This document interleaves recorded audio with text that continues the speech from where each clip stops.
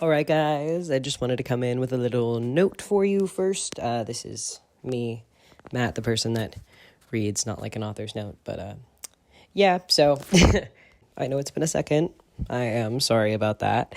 But I also wanted to just come on and let you guys know that I just started a new job, so things are kind of crazy right now. I'll post as often as I can. I know that I'm not going to stop. It just might take me a second.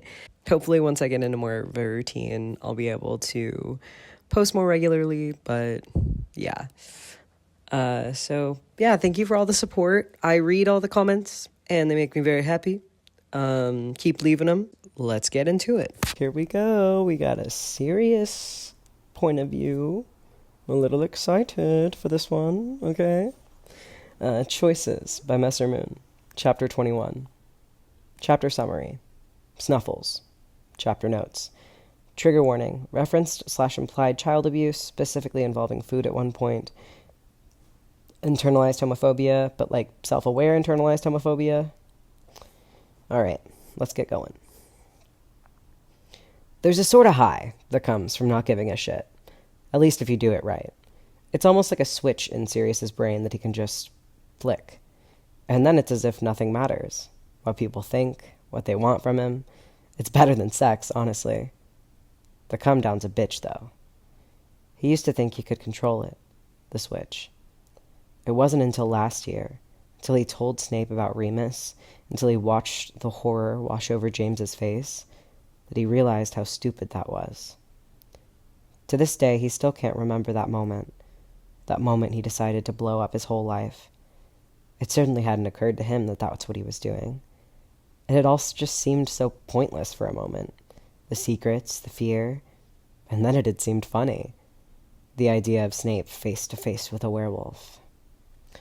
Not a werewolf. His brain corrects itself. Moony. Remus. The boy with the beautiful eyes and the shaggy hair and the smile that's afraid of itself. That boy. Mine, mine, mine, mine. He hadn't had any of those thoughts that night, though. Hadn't felt any of that ache. He'd been alone for hours by that point, slowly growing more and more numb, till he didn't mind that much that his uncle was dead, that it was probably his fault. It was so like his mother, honestly, to kill someone just to get back at him, just to punish him.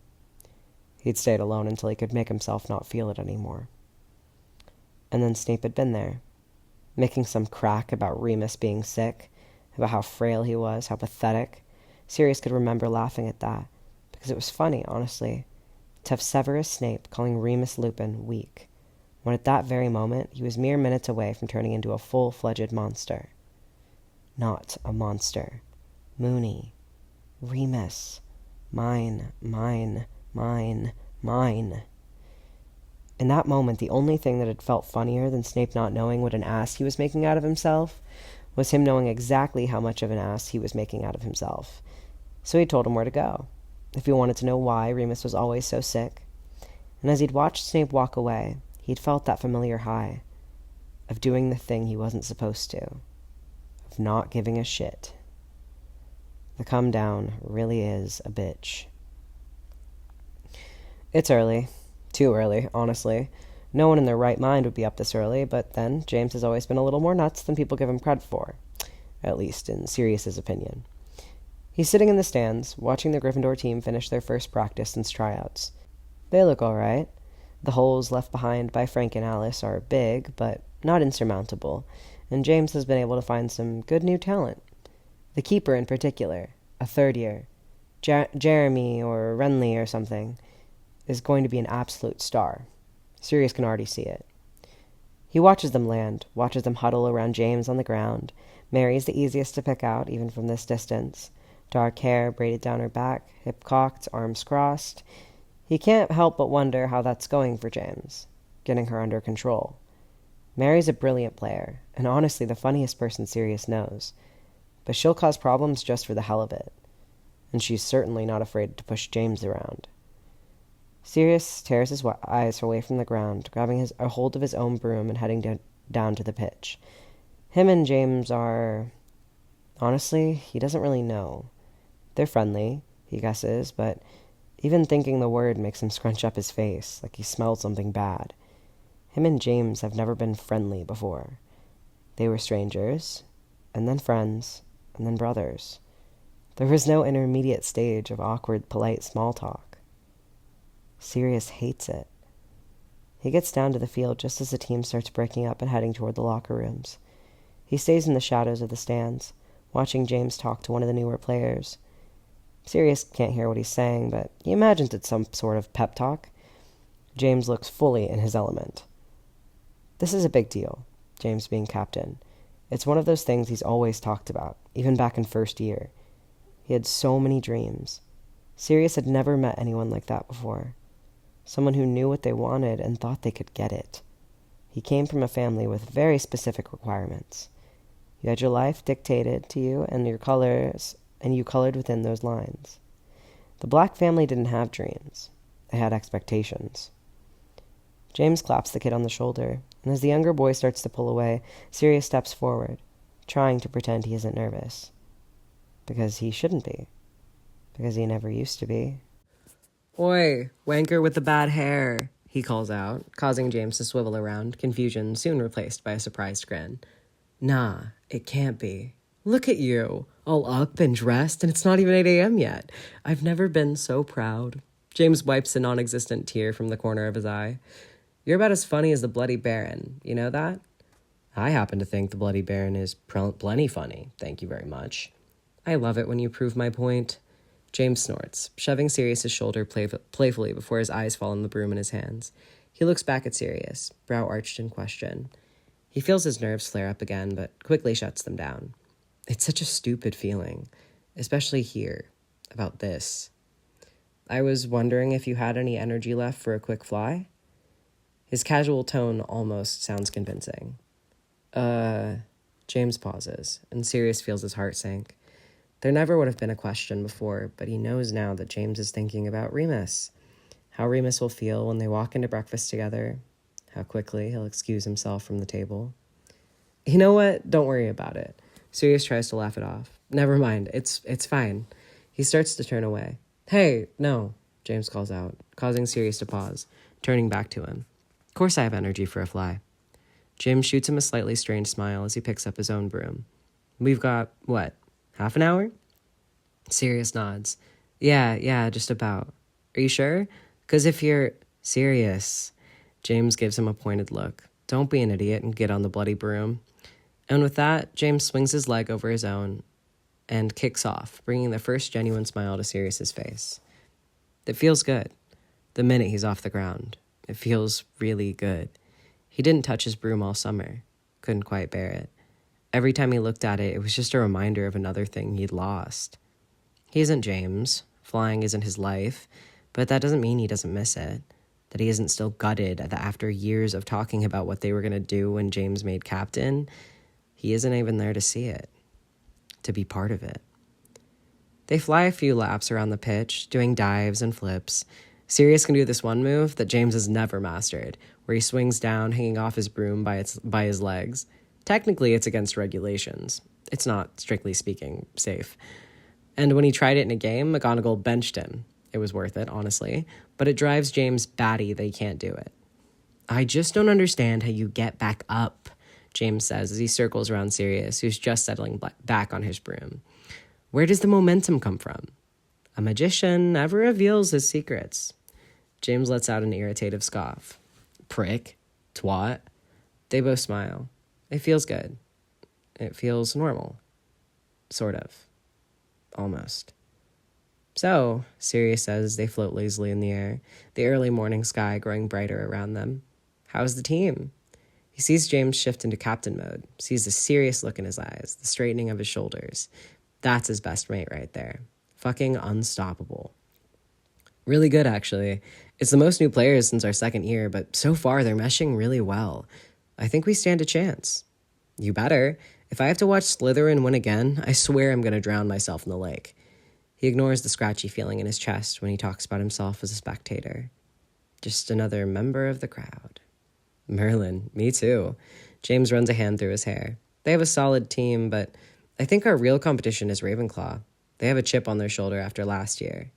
Oh, they have a chip? Sirius asks coldly. You're the one who had a bludger lodged in your fucking skull. Tell your beaters to give them shit all game. I swear, I'll get up here and do it myself if I have to. Cheating bastards. James stops moving, looking at Sirius and arching his brow. What? Sirius demands defensively. You're just sounding a bit bitter, that's all. Please. Bitter? Moi? Never. I'm sweet as honey. He smiles with all his teeth, causing James to laugh through his nose. I just might have also meticulously planned out the deaths of every single Ravenclaw player who was on the field that day. James rolls his eyes. You know it wasn't all of their faults, right? Sirius shrugs, unconcerned by this fact. Guilt by association.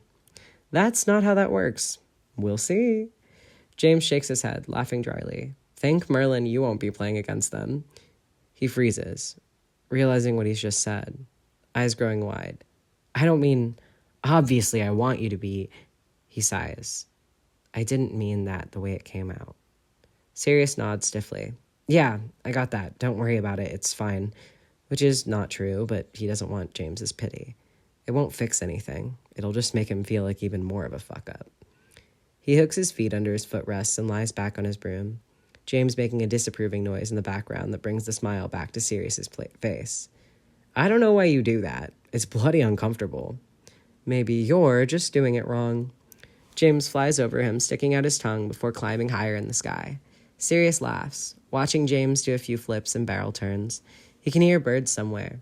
It sounds far away, and the noise of the lake gently brushing against the shore. Right now, Remus is probably showering. Then he'll try to do some reading before going down to breakfast. He'll have eggs, over easy on toast, lightly buttered, with some gross mixture of every juice available at the table. What? He'd said once, when he caught Sirius making a face at his glass. It's all just fruit anyway. Of course, Sirius won't be there to see Remus's incredibly predictable morning routine or incredibly gross beverage habits. He doesn't sit with them at meals anymore. One look at Remus's face on their first day back was enough to tell him that he wasn't welcome.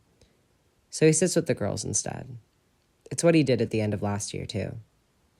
I just want you to know, James is slightly breathless from all the flying as he pulls himself back up to Sirius's side, that if you fall asleep and roll off your broom, I'm not going to catch you.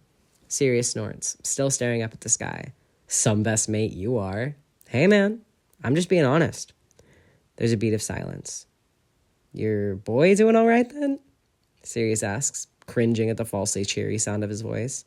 Not because he isn't happy for James, but because he doesn't know how to talk about this. More silence. Sirius thinks it's probably good that his current reclined position prevents them from making eye contact. My boy? James asks eventually. Oh, I'm sorry. Does he have a title? Sirius asks dryly. Boyfriend? Lover? James's bitch? James laughs. Definitely that last one. I thought so. Another pause.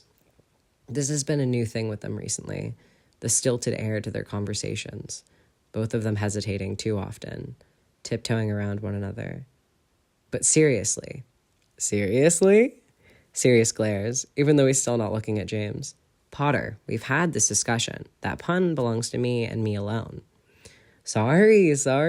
He hears the sound of him stifling a laugh. Forgive me. I forgot. You were saying something? Sirius huffs. Well, now I'm feeling way less generous, but I was saying, he clears his throat, that, whatever you want me to call him, or you, or this thing, whatever you want, just let me know, okay? They haven't really talked about it since James told him. Too much happened after that. Too much silence. Of course, James is a bit like that in general. Loud and obnoxious about the things that don't matter and quiet about the things that do. Finally, Sirius pulls himself upright again, getting a bit of a head rush as he sits properly on his broom. He looks over at his best friend whose face is a knot of emotion Sirius can't seem to untie. He's about to change the subject again when James finally speaks. Honestly, I don't really have names for any of it, he says, a bit nervously. Sirius nods. That's fair. Personally, I've never been a big fan of labels. Yeah, James rubs the back of his neck, looking distant. Do Effie and Fleamont know? James lets out a dry laugh. Funny, that's the first thing he wanted to know too. and then he cringes, like he's just given too much away. Sirius, who quite honestly was never going to like anyone James seriously dated because he'd always been bad at sharing, definitely isn't a fan of this guy. Not a fan of the sneaking and the lying and the secrets. James has never kept anything from Sirius before, at least not that he knows of, and he hates this guy for putting that wedge between them. He knows them? Sirius asks, because, well, yes, he respects James' privacy. He's also desperate to figure out who this guy is. James shrugs. Knows of them, more like. Ah, that sounds like a pureblood then. Interesting. Certainly narrows it down. So, he prods. James blinks. Sorry? Sirius rolls his eyes, exhaling dramatically. Do they know? James continues to stare at him blankly before his brain catches up to them. Oh, my parents? Merlin, I don't know. He runs a hand over his face. Pretty sure my mom does. You know how she is. Sirius nods, smiling a little.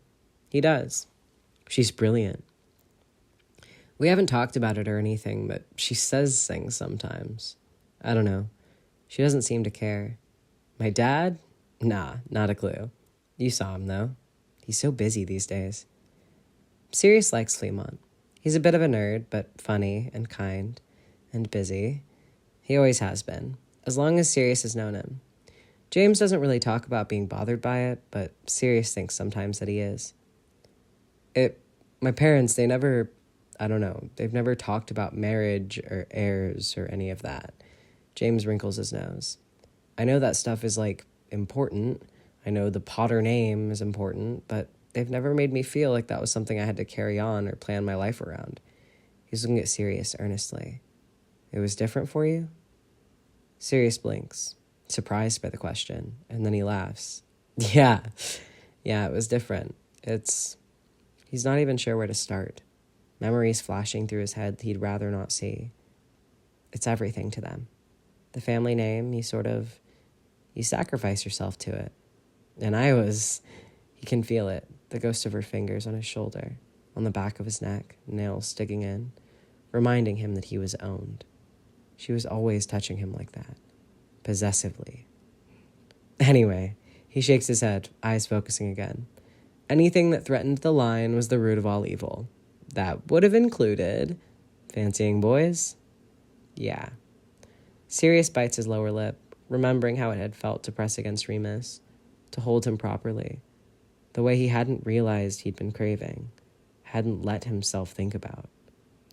It would be a kind of corruption to them. Only a black who was deficient in some way, weak or broken, would act against the interest of the family. That sits between them, and Sirius swears they sink lower. The words are an anchor, a weight dragging them down. He tries not to think about what came after that kiss. The way the shame and fear had felt so sharp, so real, like claws dragging through his chest, ripping him apart. He tries not to think about the look on Remus's face when he jumped back, when he'd left him there, alone. It's all so much more complicated than people make it seem. I hate myself, he'd wanted to explain to Remus. I hate myself for doing it, for wanting it, but I don't hate you. I don't hate you for being there, and I don't hate you for wanting it too. James has gone pale, and Sirius tries to smile, to shake it off. But hey, it's not like I needed to snog blokes to be deficient in their eyes anyway, right? I mostly just ignored all that bullshit. It's a blatant lie, and he knows that James can tell. That he, more than anyone, knows all the insidious ways that Walburga has managed to stick to Sirius. The way he hears her voice, and smells her breath, and feels her magic. They're so unimaginative. The insults she whispers in his ears on an almost daily basis. Disappointment. Worthless. Embarrassment. As though he wants to impress her. As though he wants to be something she's proud of. Of course, he knows that part of the reason his mother hates him so much is that she had been proud of him. She'd had a son, first try, provided an heir for the noble house of Black, did her duty.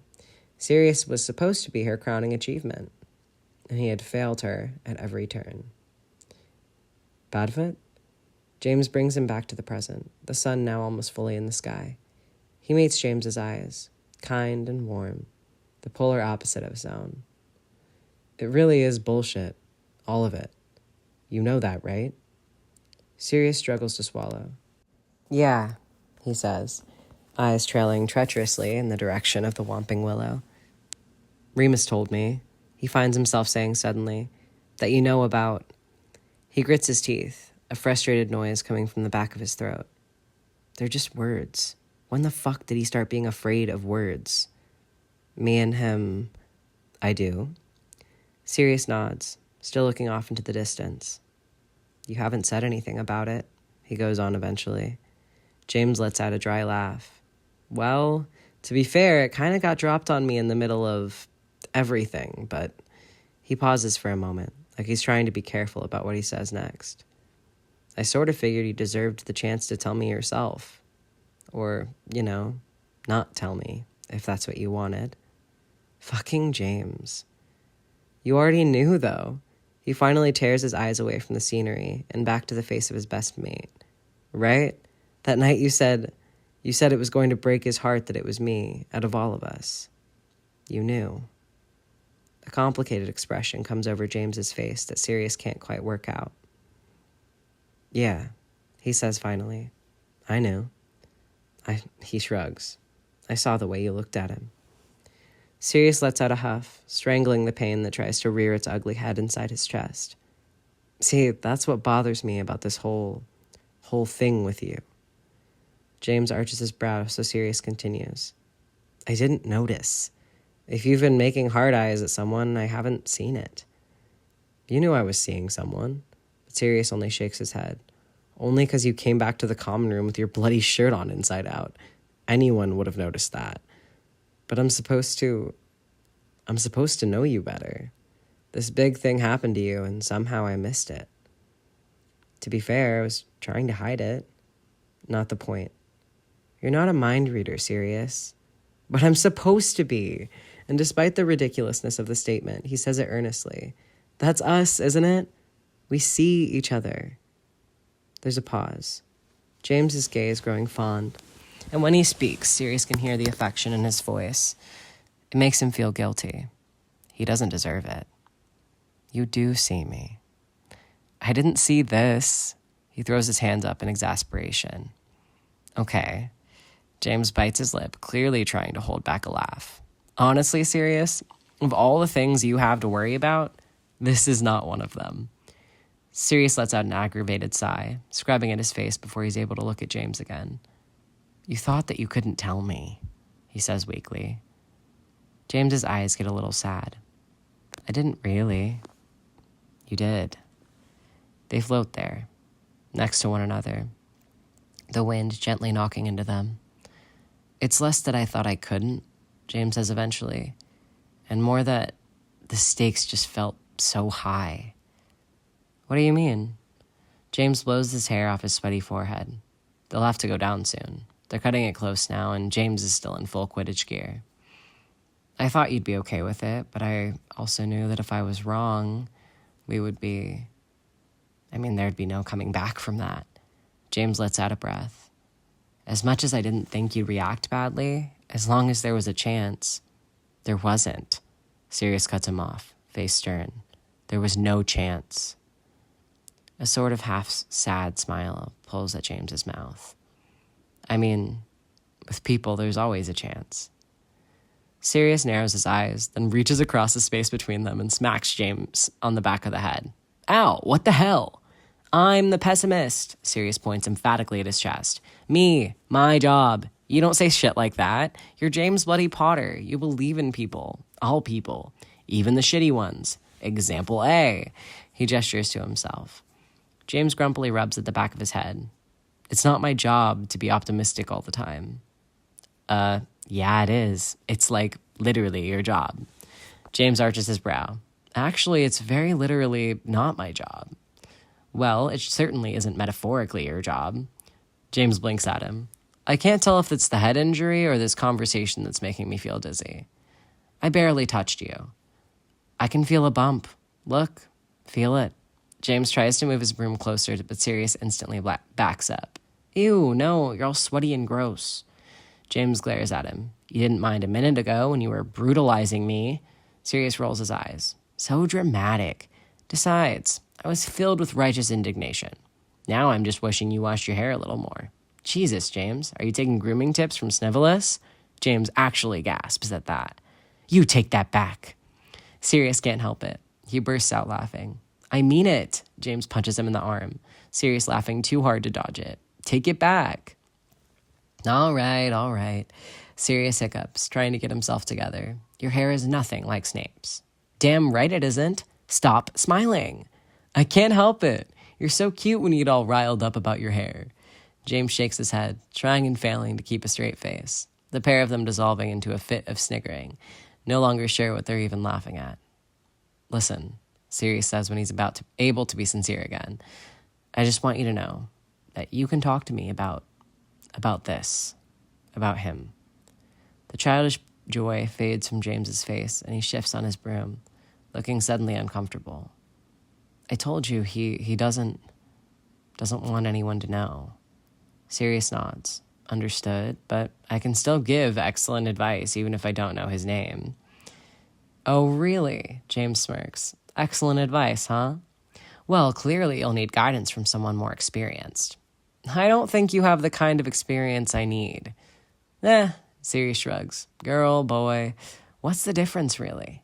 James snorts. You're not inspiring confidence here. The real question, Sirius smiles, leaning forward on his broom, is the great James Potter still a virgin? James blushes, the color deep and quickly spreading up his neck and over his cheeks. I'll take that as a yes. Geez, you two are really taking your time, huh? It's been a year? Wow, you know what? I don't think I've ever wanted to have a conversation less than I want to have this one. Listen, if it's your game that needs work, I can help with that. James glares. My game is fine, thank you. I mean, apparently not. Well, we can't all be Sirius Black. Sirius beams despite the rather sarcastic tone of James's voice. That's certainly true, but you can always try. So modest. One of my best qualities. James laughs, shaking his head, his cheeks still bright red. Listen, I like where we are, okay? There's something in his voice that gives Sirius pause. It's all warm and gooey. James has this stupid smile on his face, too. Maybe he means it. Maybe he's happy. Sirius lets out a low whistle. Well, shit, you really like this guy, huh? James blinks, he hadn't realized what a stupid mooning expression he'd been making. Yeah, I bet. Sirius nods, giving James a small smile. I hope he deserves it.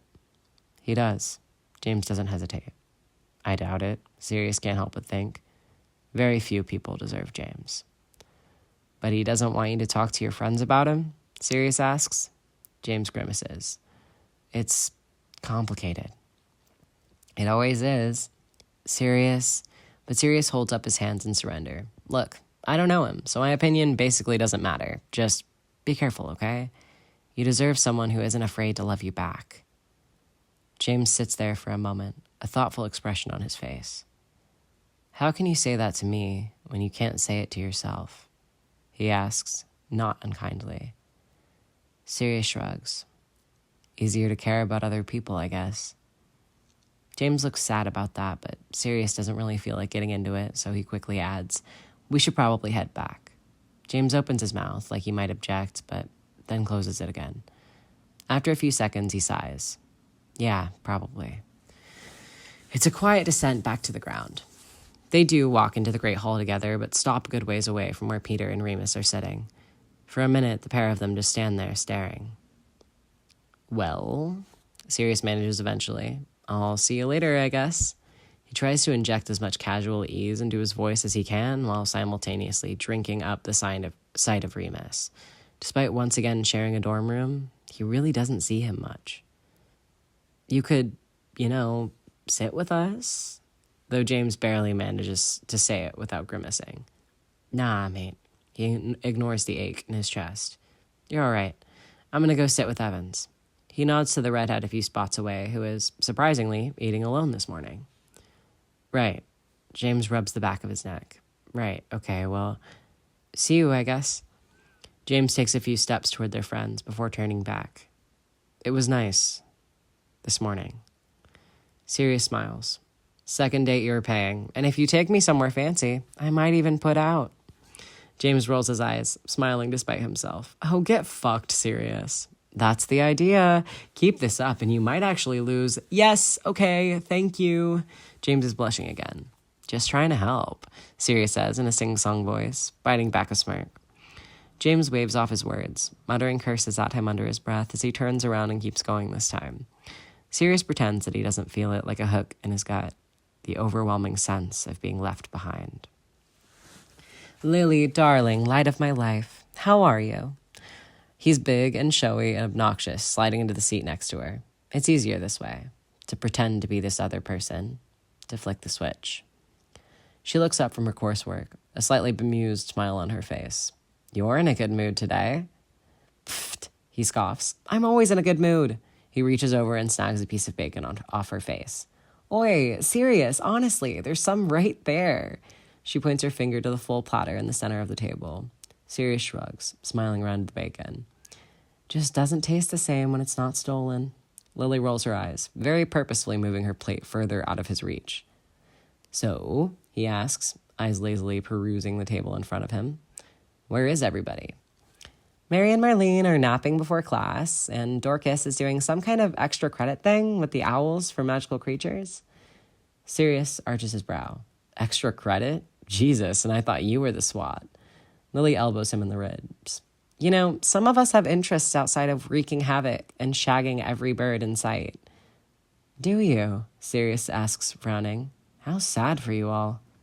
Somehow we manage. Sirius snorts, picking disinterestedly at the food in front of him. He isn't hungry. Rarely is these days, but that happens to him sometimes. His body will just turn off. When he was younger, one of his mother's favorite punishments was starving him. No dinner. Not until you sit up straight. Not until you apologize to your father. Not until you learn some manners. He often wonders if somewhere along the line it became the way he punishes himself, too. Oh, bollocks. Sirius and Lily both look down at the table where James is currently standing up in his seat, water spilt all down the front of his white shirt. Sirius snorts. Idiot, he says fondly. How long do you reckon it'll take before he remembers he has a wand and could just charm it dry? After a beat of silence, he looks over at Lily, but her gaze is still very much focused on James. Evans, yoo-hoo. Still nothing. That's when Sirius notices the slightly glazed look in her eyes. No, he thinks. No way. His gaze darts between her and his best mate, who is now being dried by Remus. No way, no way, no way. Oi! He snaps his fingers in front of Lily's face, and she starts, nearly knocking over her pumpkin juice. Shit, sorry. Flustered, she runs a hand through her hair, speckled cheeks turning bright red. Enjoying the wet t-shirt contest? What? No. What are you even... I don't even know what you're talking about. Sirius watches her grab the wrong end of her fork and enthusiastically attempt to start eating her eggs like that. Like it'll somehow convince him that nothing is going on. It's really a testament to her commitment that she doesn't give up after the first try, instead doing her best to make it look as though she meant to use her utensil handle first. Uh-huh, he says, barely holding back a laugh. The universe really is a bitch, huh? He watches Lily grimace, eyes still trained on her eggs. Sirius sighs, leaning in a little closer and lowering his voice. The jig is up, Lily. I've seen you ogling him. I was not ogling, she hisses. Sirius gives her a pointed look, refusing to break until eventually she just gives up attempting to eat her eggs with the handle of her fork and looks back at him. Sirius, she says solemnly. He bites his lip. Lily. You cannot, under any circumstances, tell anyone. Sirius can't hold it back any longer. He laughs, shaking his head. I feel like I've fallen into an alternate dimension or something. Like in what world does Lily Evans fancy James Potter? Will you keep your voice down? She kicks him under the table. Ow, shit. You have pointy toes, Evans. He reaches down to rub his leg. Sirius, really, not a soul. Not even as a joke. Especially not Mary. Merlin, she'll never let me hear the end of it. And you think I will? She lets out a groan. No, not really, but at least I can intimidate you. Sirius scoffs. You can't. Jesus, fuck, my poor legs. Are you wearing steel-toed boots or something? He feels the quickly swelling bump on the top of his shin. Not a word. Lily emphasizes each word, stare unwavering. Yes, all right, all right. He straightens up, Lily watching him warily. There's a brief pause before Sirius can work up the courage to risk another kick. Why haven't you said anything, though, to him? I mean, he gestures to James with his chin. Lily exhales, collapsing back in her seat. God, I don't know. I've not really accepted it myself, I guess. Plus, she grimaces, over the summer he said he liked us better as friends. Sirius takes in a sharp breath. Ouch. Lily nods. Yeah, so, you know. She wipes a hand over her face. Anyway, I'm sure it'll pass. She looks at him as though expecting reassurance. Funny, really, seeing as he's been telling himself the same thing for months. Yeah, probably. These things do, don't they? Lily nods again, both of their eyes trailing back to the other end of the table, though Sirius suspects not to the same person. The hours between classes and meals, which used to be Sirius's favorite, have now become a little awkward for him. He finds himself floating around, not really sure where he's supposed to be. He can't hang out with the Marauders, which also means that the common room and library are somewhat off limits. He could, and does, hang out with the girls, but honestly, he can't help but feel like he's intruding sometimes. Not unwelcome exactly, but just not wanted, which more or less sums up his entire existence at this point. Unwanted. Sure, Sirius has a great many acquaintances, some a little more desperate to hang out with him than he'd like, but he can never relax in those settings. He always has to perform. It gets exhausting. Besides, he doesn't like any of them half as much as he likes James, Remus, and Peter. So that's how he finds himself wandering around the castle one evening. How he stumbles on his brother alone in one of Hogwarts' many courtyards, books and parchment surrounding him, nose practically pressed into the page in front of him. Under normal circumstances, Sirius would ignore him and keep going, but truth be told, he's bored, and lonely, and reckless. So instead of continuing down the hallway like he knows he ought to, he finds himself stepping outside. Well, what do we have here? He stops in front of his brother, hands in his pockets. It's after supper, the sky overcast and gloomy. The summer heat still lingers these days, but it's starting to break. Sirius can just feel the start of a cold breeze, fall poking its head out. Regulus looks up, eyes widening for a second before he pulls a blank expression over his face. They've always been opposites, him and Reg. His brother hides behind dead eyes, and Sirius hides behind a smile. Can I help you with something? Regulus asks flatly. I doubt it. Regulus continues to stare at him for a few seconds before turning back to his coursework. All right, then. Regulus is one of those things that Sirius flips the switch on. One of those things it's easier not to give a shit about. I mean, he's not a thing, technically. Technically, he's a person. But it's easier not to think about him that way. Not to think about him as his actual brother, as the boy who used to crawl into his bed at night and look at Sirius like he could protect him from the monsters. Some days, Sirius thinks the only reason he got into Gryffindor at all is Regulus. It's always easier to be brave for someone else. Reg looks up again. You're still here? Sure am, Sirius grins, an empty expression. He knows Regulus can see it. Probably the only thing they know about each other anymore is how to spot their masks. Why? Complicated question, that. Why? Something's been bugging me, he goes on casually, since that day on the platform. It's small, the tensing of Regulus's jaw, but Sirius still catches it. Oh? His little brother asks tersely. Wanted to make sure your arm was okay.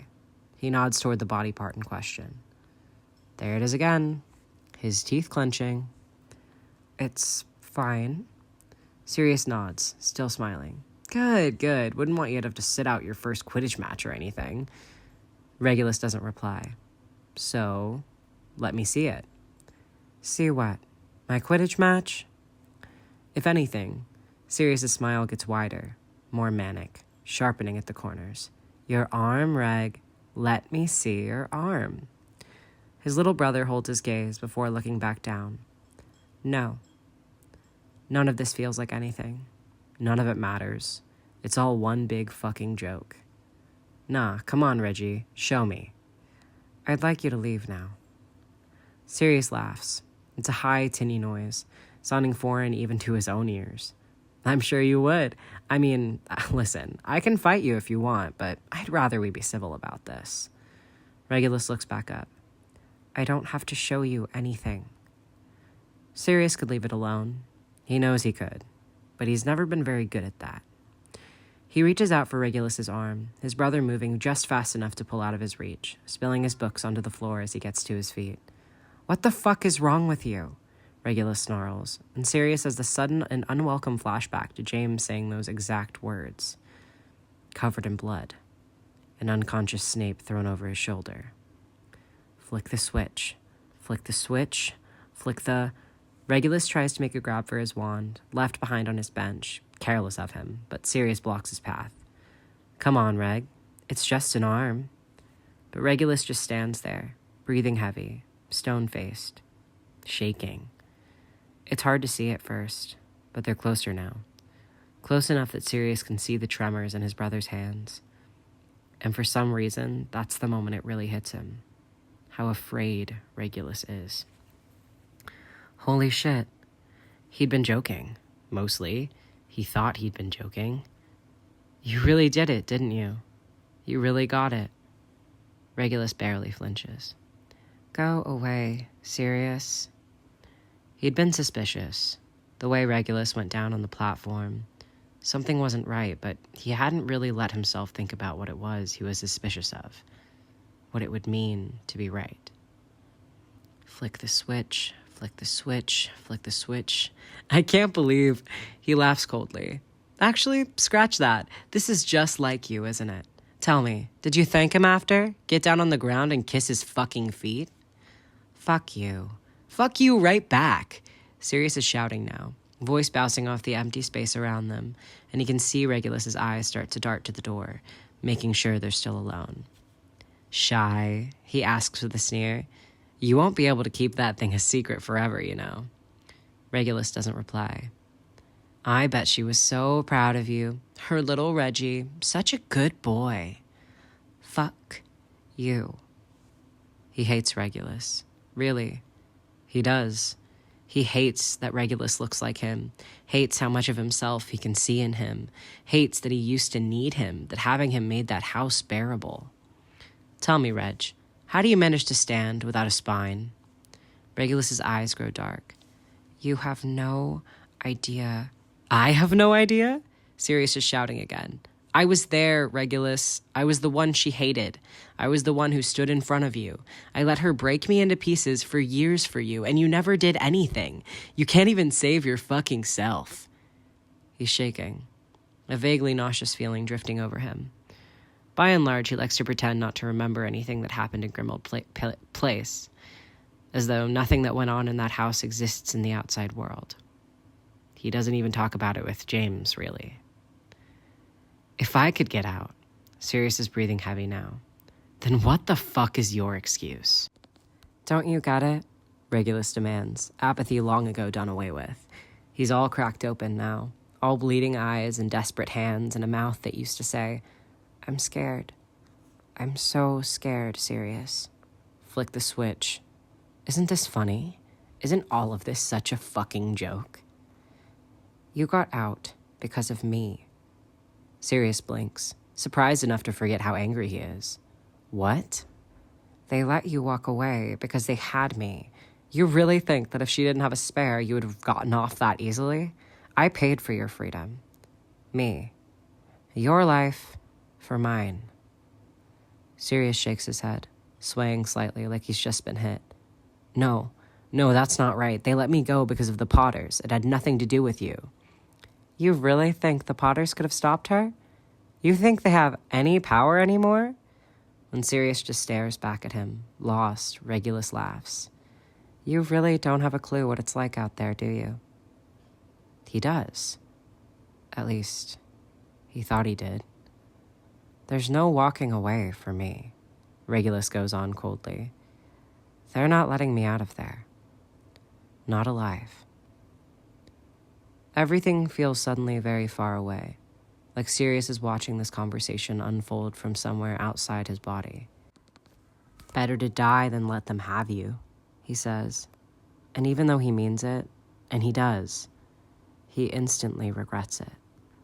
Regulus looks back at him like he's just been slapped. Well, he manages eventually, and Sirius can't help but notice the gravel in his voice. Must be nice not to be the one who has to make that choice. He steps around Sirius, who makes no attempt to stop him, frozen to the spot, mind moving simultaneously too fast and too slow. Regulus waves his wand, gathering his books and papers into his arms. Reg, Sirius finally manages to get out. He's surprised when Regulus actually stops, looking back at him over his shoulder. I didn't want this. He isn't sure what else to say. Regulus nods, eyes empty. Sure you did. You're the hero, Sirius. Congratulations. That takes the wind out of him. Sirius staggers backwards, collapsing onto the bench as he watches his little brother disappear inside. He presses the heels of his hands into his eyes and tries to breathe. He always thought Regulus was going to be the good one. Thought he could shield him from everything he'd been through. Everything that had made him selfish and callous and cruel. He remembers so vividly watching Regulus get up in front of the whole school, watching the hat drop onto his head, barely there for a second before it announced Slytherin to the entirety of the Great Hall. And all he could feel, at 12 years old, was betrayal. That Regulus had chosen them. After everything Sirius had done, he'd still chosen them. And he'd never stopped. From that day on, every time he had a choice, Regulus chose them. I'm scared. But maybe that wasn't right. Maybe that wasn't what happened at all. Maybe Sirius was the one who gave up first, because he honestly can't remember the last time he chose Regulus, the last time he stood in front of him, the last time he told him he loved him. I'm so scared, Sirius. Fuck. The word is choked when it comes out of him. He brings his head between his knees and tries to breathe, tries not to throw up. He starts going over every interaction he's had with Regulus the last 5 years, tries to piece it all together, convince himself that he knows what really happened.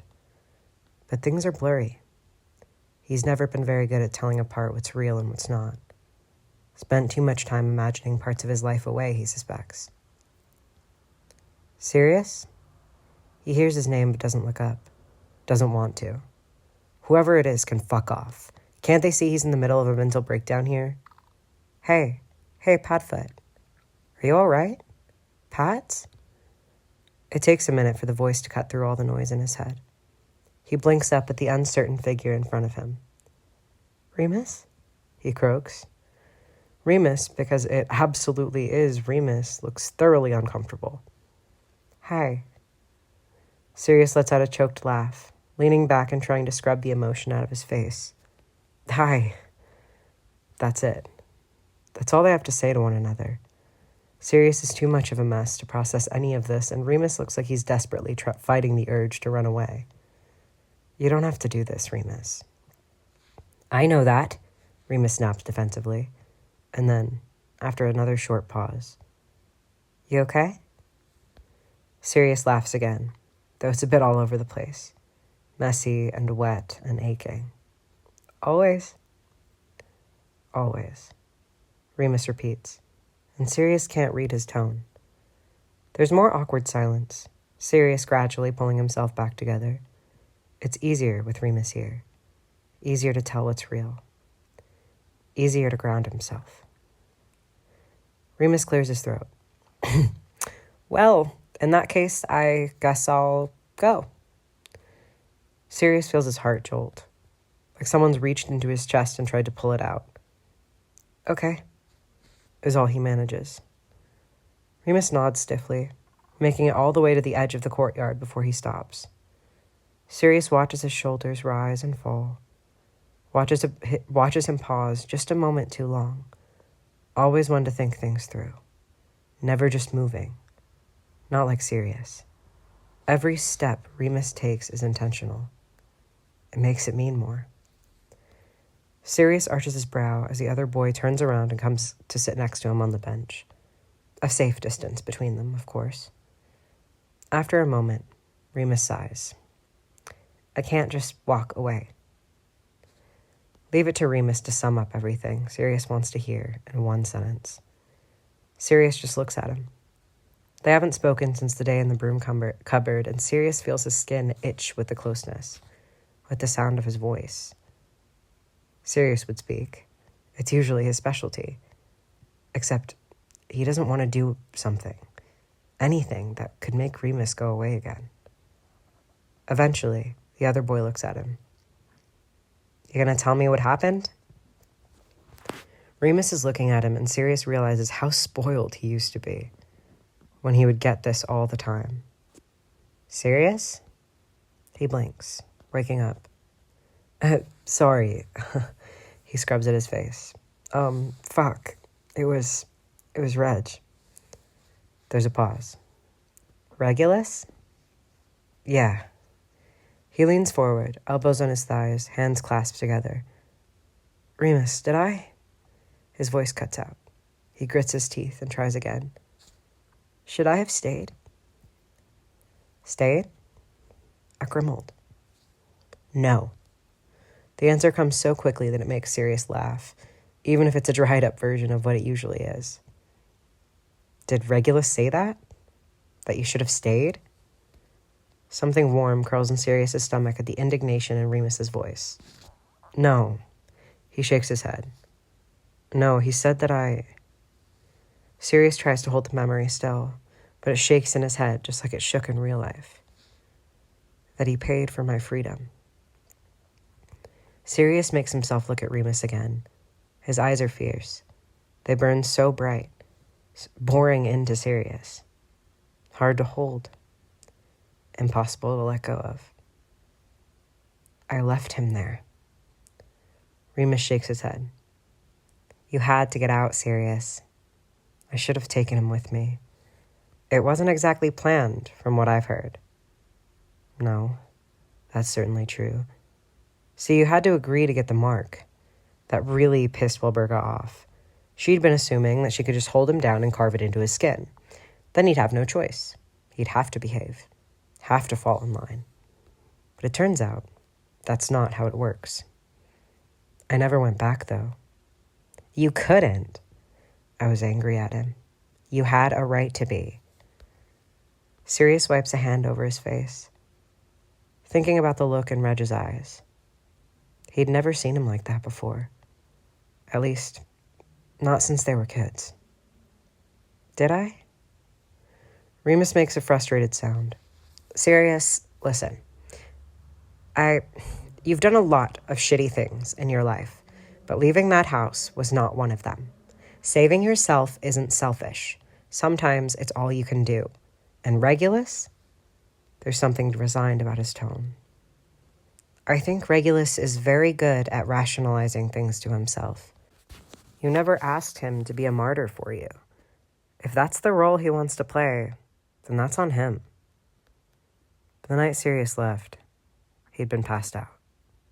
He was thrown around and sliced open and crucioed, and eventually, he passed out. Regulus had been there, for all of it. He always was, pale and wide-eyed. He hadn't told them to stop, hadn't come forward when Sirius was too weak to get back up. Sirius hadn't expected him to, but somehow it still hurt when he was proved right. He regained consciousness alone on the dining room table. There were voices in the kitchen. He hadn't paused to think, to come up with a plan. He grabbed his wand and left, bare feet and all. He hadn't thought about Regulus as he cut across the lawn, as he'd hobbled down the pavement. Maybe he should have. He doesn't know. Eventually, Sirius sighs. It's so fucking hard for me to talk to him, he says finally, sitting back. Every time I tell myself I'm going to do it different, that I'm going to handle things better, but then he opens his mouth and I just feel all this anger. It's like He struggles to sort out his thoughts. Eventually he laughs, rubbing his eyes. It's like I love him so much that I hate him. I mean, Remus says slowly, he is your little brother. Sirius snorts. Yeah, I guess. I wish that life didn't feel so messy, you know?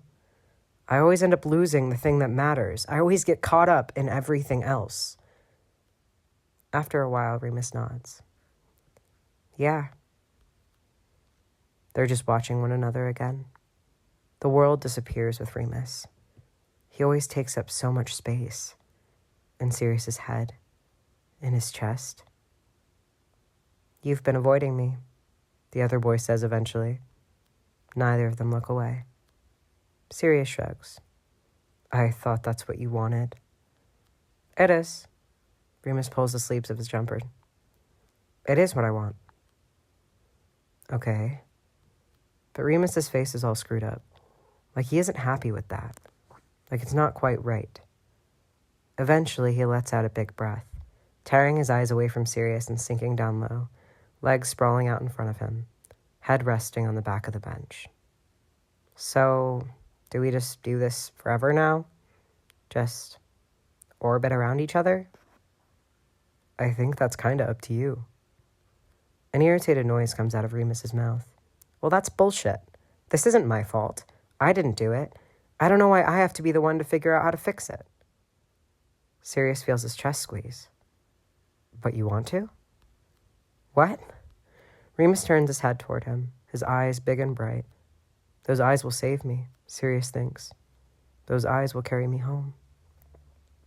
He coughs, clearing his throat. You want to fix this? Us? Remus looks surprised, like he was only just realizing what he'd said. He licks his lips. I mean, it's all just too hard. Fixing it? Remus laughs dryly, pinching the bridge of his nose. No, being angry at each other. I feel like I can't breathe most of the time.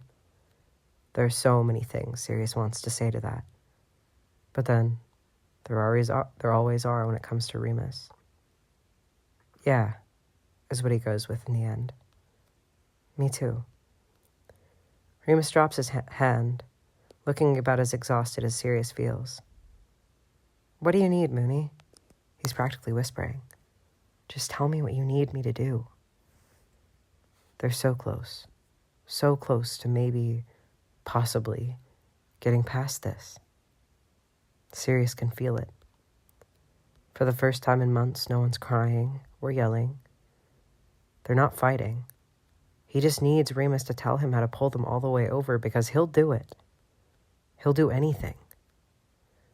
Remus is watching him, a careful look in his eyes. Approach with caution. That's what those eyes say. Why did you kiss me, Sirius? He's whispering now, too. It feels as though someone's just slammed Sirius into a wall. His whole body tenses, pulse skyrocketing. He tries not to, but he can't help it. His eyes quickly run the boundaries of the courtyard, making sure they're still alone. He knows Remus sees. It's clear in the disappointment that starts clouding his face. You deserve someone who isn't afraid to love you back. He'd said that. He'd meant it, too. Looking at Remus, glowing in the dim light of the setting sun, all he can think is beautiful. Remus is always beautiful. Sirius was 11 the first time he thought it. It scared the shit out of him, honestly. The two of them had been lying on Remus's bed, windows open, shirt sleeves half rolled up, ties torn off. He'd looked over at Remus, and before he could help himself, he just thought, beautiful. Serious? He swallows back the ache that crawls up his throat. He'd told James that he hadn't listened to his family's bullshit. But he's a liar. Among other things. I don't know. The same answer he's been giving Remus for almost a year. Sirius's voice sounds bruised. I don't know why I did it. There's a beat of stillness, and then Remus sighs, pulling himself upright. Okay. Remus, but the other boy cuts him off with a wave of his hand, getting back to his feet and straightening out his robes. It's fine, Sirius. I don't know what I was expecting. Sirius flinches. Look, you can, He runs his hand through his blonde hair, making it stick out in little puffs. You can sit with us.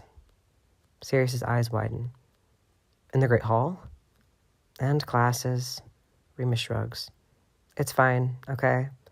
I'm tired of trying to pretend I don't see you. He actually smiles a little then, though it's a sad thing. It never works anyway. Sirius swallows. You're sure? Yeah, Pats. I'm sure. He doesn't know what to say to that. Something in his chest starting to swell, to press against his ribs just at the idea of being let back in, even slowly, even just sitting next to him again. Thank you. His voice sounds rougher than he's expecting. Remus just nods. I'm heading back to the common room. You coming? He swallows. I think I'm going to stay out here for a bit. Sure. Sirius can see the flash of concern in Remus's eyes, but he doesn't say anything. Remus?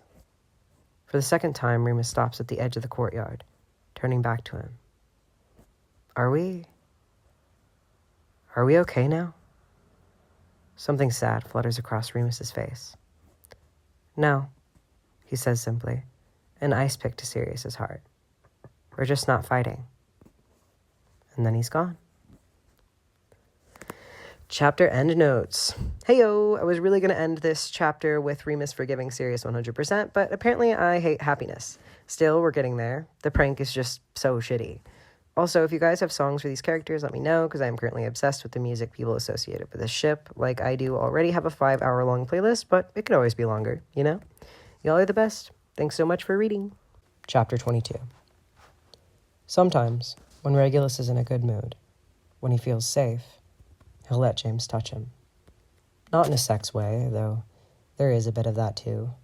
Something in the space between them that cracks and sparks and burns. But these touches are different. They're soft and exploratory and caring.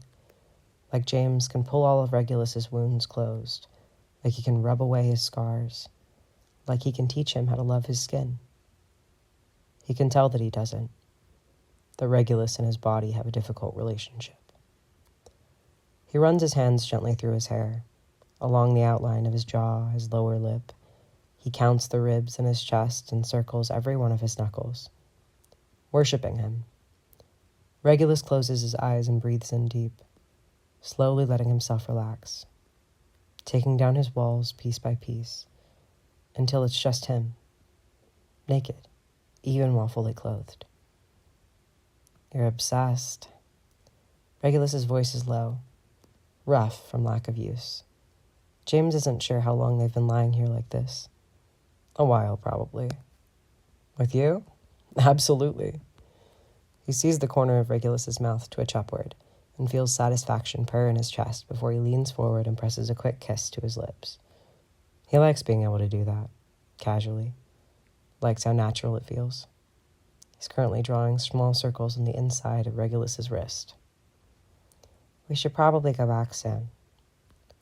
James makes a noise of protest, something whiny at the back of his throat that makes Regulus laugh, blinking his eyes open and turning to James, all soft and sleepy. This is James's favorite Regulus. I mean, he likes them all, but this one especially. You're such a baby, you know that? It's been mentioned. He draws his finger slowly up Regulus's arm, making the other boy shiver, eyes fluttering closed again. Cheating, Regulus sighs. When he has good days like this, and this is an exceptionally good day, James realizes just how sensitive Regulus is. The lighter the touch, the more it seems to take him apart, untangling all those knots that keep him together. I can't cheat if there are no rules. Regulus snorts. There are rules. The rules are don't get caught. No one can find us here. I wouldn't put it past SIRIUS. especially if you don't come back for the second night this week. James's hand stills, and even though he tries to recover, moving it again a second later, Regulus notices. James? James doesn't look at his face. Instead, he focuses on where his finger is currently moving along the skin just under Regulus's collar. Something you want to tell me? He can already hear the tension returning to Regulus's voice. He sighs, pausing for a moment before letting his hand drop down onto the mattress. Only if you promise not to freak out. Regulus's eyes narrow. That doesn't sound promising. It's really not a big deal. James, please tell me what's going on and what it has to do with my brother. Right, sorry, he says, frowning when Regulus sits up, pulling away from him. So, Sirius might know that I'm seeing someone. He can feel the stillness rock through Regulus, like every muscle in his body has just clenched. He doesn't know who, James goes on quickly, just knows that it's some boy. Boy, Regulus repeats. He knows you're seeing a boy? There's an edge of panic to Regulus's voice, and James can see him scrambling to pull his walls back up again. Reg, it's okay. James sits up now, too. He doesn't care, honestly. This does nothing to ease the tension out of Regulus's expression. He doesn't respond, just keeps looking at James like he can't believe he could be so stupid. You're angry at me, James asks eventually, feeling himself deflate. He really doesn't want to fight about this. The tense silence continues, but James can see Regulus chewing on the inside of his cheek, fighting with himself. I'm not thrilled, Regulus manages eventually, which honestly is a tamer response than James was expecting. Really, Reg, he goes on as earnestly as he can manage. I didn't give him any details. I needed to tell him something if I was going to keep sneaking off. And it couldn't have been something a little further from the truth? Not if he was going to believe it. Regulus shakes his head, letting out a heavy sigh. You're rubbish at keeping secrets, James Potter. But there's a hint of fondness there that gives James hope. I swear he has no idea it's you. I know he doesn't. You wouldn't be here if he did. James scrunches up his face. Sirius doesn't decide who I can and can't see. Regulus looks at him skeptically, but before James can push the matter any further, he goes, He was okay with it? There's a sudden nervousness in his voice that takes James by surprise. Okay with it? James repeats, his brain needing a minute to catch up. Oh, with me seeing a bloke, you mean? Regulus nods, and James wonders how much of his life Regulus has spent worrying about Sirius's reaction to this part of him. It makes his chest ache. Very okay with it. Yeah, actually he was... James laughs a little, rubbing at the back of his neck. He was asking me about you the other day. He was asking about me? James can't figure out if Regulus sounds surprised or terrified. Well, he didn't know it was you specifically, but he was asking about the boy I'm seeing, yeah. Regulus sits with that, mind turning behind his eyes. His expression is more serious than James would like it. Almost sad. What did he ask? James feels his face heating up. I don't know, just like stuff. Stuff? There's a beat of silence before Regulus's eyes go wide. Oh my God, you were talking to my brother about sex. And then, sex with me. Oh my God. Regulus's hands go to his face, shielding it from view. It's honestly so adorable that for a moment James isn't sure it's actually happening. Have a little faith in me, Reg, he says, biting back a smile. I didn't tell him anything. I don't believe you, Regulus says, words muffled. James can't help but laugh. I swear I didn't. He puts his hands up, even though Regulus can't see him. I just told him that we haven't, gone all the way. But I like what we've been doing, and James doesn't get to finish that sentence, because at that moment, he has a pillow thrown in his face. I hate this, Regulus says, but he says it while tackling James onto the bed, so it takes some of the sting out of it. James laughs again, breathless as Regulus hovers above him, pinning his shoulders down. No, talking to my brother about sex, Regulus says sternly. Have you met Sirius? He rolls his eyes. No talking to my brother about sex with me. But he doesn't know it's you, James teases, so it doesn't count. It counts. Regulus gives him a flat look that slowly grows more serious. You really shouldn't be talking to him about me at all, okay? It's not... He'll figure it out. James can feel the tension returning to Regulus's body. Honestly, it's a testament to how far they've come that this has gotten so well as it has. I'm not going to let that happen, okay? Not as long as you don't want it to. He brings his hand up to hold Regulus's face, thumb stroking his cheek. I told him he can't know. He respects that. Regulus scoffs. I promise you, he doesn't. So, just don't tempt fate, okay? Okay. James lifts himself up just enough to reach Regulus's mouth, kissing it quickly before collapsing back down. Honestly, Regulus mutters, shaking his head. First Lupin, now this. Yeah, Wait, I'm sorry, what? How do you know about Remus? Regulus shrugs, like it's the most casual thing in the world. We've had words. James arches his brow. That sounds ominous. It was honestly very civilized for the most part. Oh, was it? He laughs. Was there tea and scones? Did you discuss the weather? Your mother's new hat? Regulus rolls his eyes. You're ridiculous. Says the guy who did jello shots off a silver platter. That was one time. James is laughing again, and somehow they end up wrestling, pushing and pulling on one another, rolling around in the gigantic bed. This is it, James thinks, as Regulus laughs under the crook of his neck. This is all I want. Okay, enough. Regulus is breathless as they part, lying next to one another. Regulus's hair is an absolute mess. It makes James smile. You're in a good mood today, he says, watching Regulus's eyes flicker. Eventually, the younger boy rolls toward him. It's been a good day. And part of James wants desperately to know why, and how he can make all of Regulus's days good, because he'll do it, whatever he needs, but mostly he knows that's not how it works. That it's not a fair thing to ask someone for the answers to themselves. It sounds too much like trying to fix something. He never wants Regulus to feel like he's broken. I'm glad, James says eventually, voice quiet. They stay like that, silently for a minute, before James starts to smile again. You ready for the party? Regulus groans, rolling onto his back. Merlin, don't remind me. Evan's been obsessing over it for weeks. There's a seventh-year Slytherin, Corbin Yaxley, who discovered in his third year at Hogwarts that he and the Bloody Baron have the same birthday. He therefore declared it a house-wide holiday. So every year, the entirety of Slytherin House celebrates. The bold kids skiving off classes, the bolder kids going to class already drunk.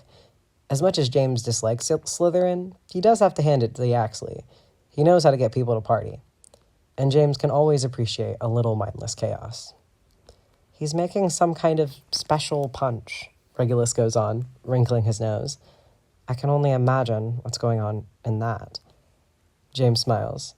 You gonna get wasted and sneak up to the astronomy tower to kiss me? Regulus rolls his eyes, though the tops of his cheeks do turn a shade of pink that warms James's chest. I don't know. Are you gonna have a panic attack when I do? James shrugs. Might. Depends on how good the kiss is. All my kisses are excellent. I promise you, quality will not be an issue. Oh yeah? James's eyes are bright, staring intently at Regulus as he inches closer. Prove it. There's no reason for Regulus's chest to hitch. No reason for him to look at James the way he does then, like they haven't already kissed for hours. But he does. Rolling back onto his side, hand reaching out so he can run a knuckle down the side of James's face. If you insist, Regulus whispers, breath warm. But you have to promise me you'll remember to breathe. James smiles. Promise. Regulus's hand slides to the back of James's head, pulling him forward, taking his mouth. And James lets him. Again and again. This is it. This is all I want. James sits against the headboard of his bed, tossing his snitch up and down. He really should keep track of these things. Eventually, Hooch is going to realize she's missing a dozen of them. Maybe more, actually. He's technically supposed to be doing Transfiguration homework, but he's in too good of a mood to focus on school. He's been riding the high of the night before all day. It had just been so good, so warm and soft and happy. He smiles just thinking about it, hand curling around the cold metal in his palm, feeling the vibration of the snitch's wings. What'd you get for question 6, James? Remus is on the floor, notes and textbooks spread around him. James looks down at his blank parchment. I got acromantula venom, Peter says from his own bed. He has one quill behind his ear and another in his hand. There are a plethora of parchment and books surrounding him, too, though it's a somewhat less organized fashion than Remus's. Both Remus and James turn to look at him. You got acromantula venom for number 6? Remus asks slowly, as though he's certain he's misheard. Yeah, is that wrong? James can't help the laugh that comes out of his mouth, but Remus, if anything, just looks concerned. You got acromantula venom, a very rare potions ingredient. For the question, what are the limits of transfiguration? Okay, so I'm getting the sense that that's definitely not the answer. Peter's eyes bounce from Remus to James. The laughter is practically in hysterics at this point. How did you even... But at that moment, the doors to their room is thrown open and Sirius waltzes in, throwing his book bag on the ground and staring at the rest of them with a look in his eyes that can only mean trouble. Lads? He stands in front of the window, which really adds to the drama of the situation. Hands on his hips, long hair let loose. I have just created the best charm of all time, and I know exactly what to do with it. James lets the snitch in his hand fly off as he slides closer to the edge of the bed. Go on, then, he asks, intrigued. I thought we were doing Transfiguration homework, Remus mutters bitterly, looking very determinedly at his textbooks and not at Sirius. This is better, Sirius says, clearly excited enough to ignore the obvious tension between him and Remus. Pete, get off your bed. What? Peter asks, surprised. Off. You. Now. Peter reluctantly climbs off his bed, and Sirius immediately whips out his wand, pointing it at the aforementioned piece of furniture and making 3 swift slashes. Sternius, rem, tactus. All of them stare, waiting for something to happen. Nothing does. James rubs the back of his neck. Never thought I'd say this, but I think Transfiguration homework might actually be better than this. Remus laughs, but Sirius doesn't look the least bit deterred. Go on, Pete. Back on the bed. Hop to it. Peter narrows his eyes skeptically. Do I look like an idiot? Sirius arches his brow. Do you want me to answer that? Oh, fuck you. Buy me dinner first, and then we'll talk. Peter proceeds to go an alarming shade of magenta, quickly looking away from Sirius. Leave him alone, Sirius, Remus says flatly, still not looking up from his coursework. Sirius turns to him, a mildly stung expression on his face. Truth be told, James has no idea what's going on with the two of them anymore. Remus has started to be okay with sharing the same space as Sirius, but they still don't really talk much. Not to each other, and not to James and Peter. All James can get out of them is, we're fine, we're not fighting anymore, which are both, clearly, lies. Eventually, Sirius tears his eyes away from Remus and back to Peter, who has inched his way carefully closer to his bed. What's it gonna do? Pete asks. What makes you think it's gonna do anything? 6 years of friendship? That brings a grin to Sirius's face. It's nothing bad, I promise. Peter does not look at all convinced. You get on it, then. Pete, what did I just tell you about buying me dinner first? Peter rolls his eyes. Listen, there's no way in hell that I'm... Tired of the bickering, James reaches over and gives Peter a shove, sending him stumbling into his bed. The end of the mattress immediately lifts off the frame, knocking Peter onto the ground and then making what almost looks like a mouth, and then it... sneezes? A gust of dust blows out towards Sirius after what definitely sounds like an achoo before the mattress falls back down into place. Sirius grins, wiping the dust off his robes and fixing his hair. Brilliant, right?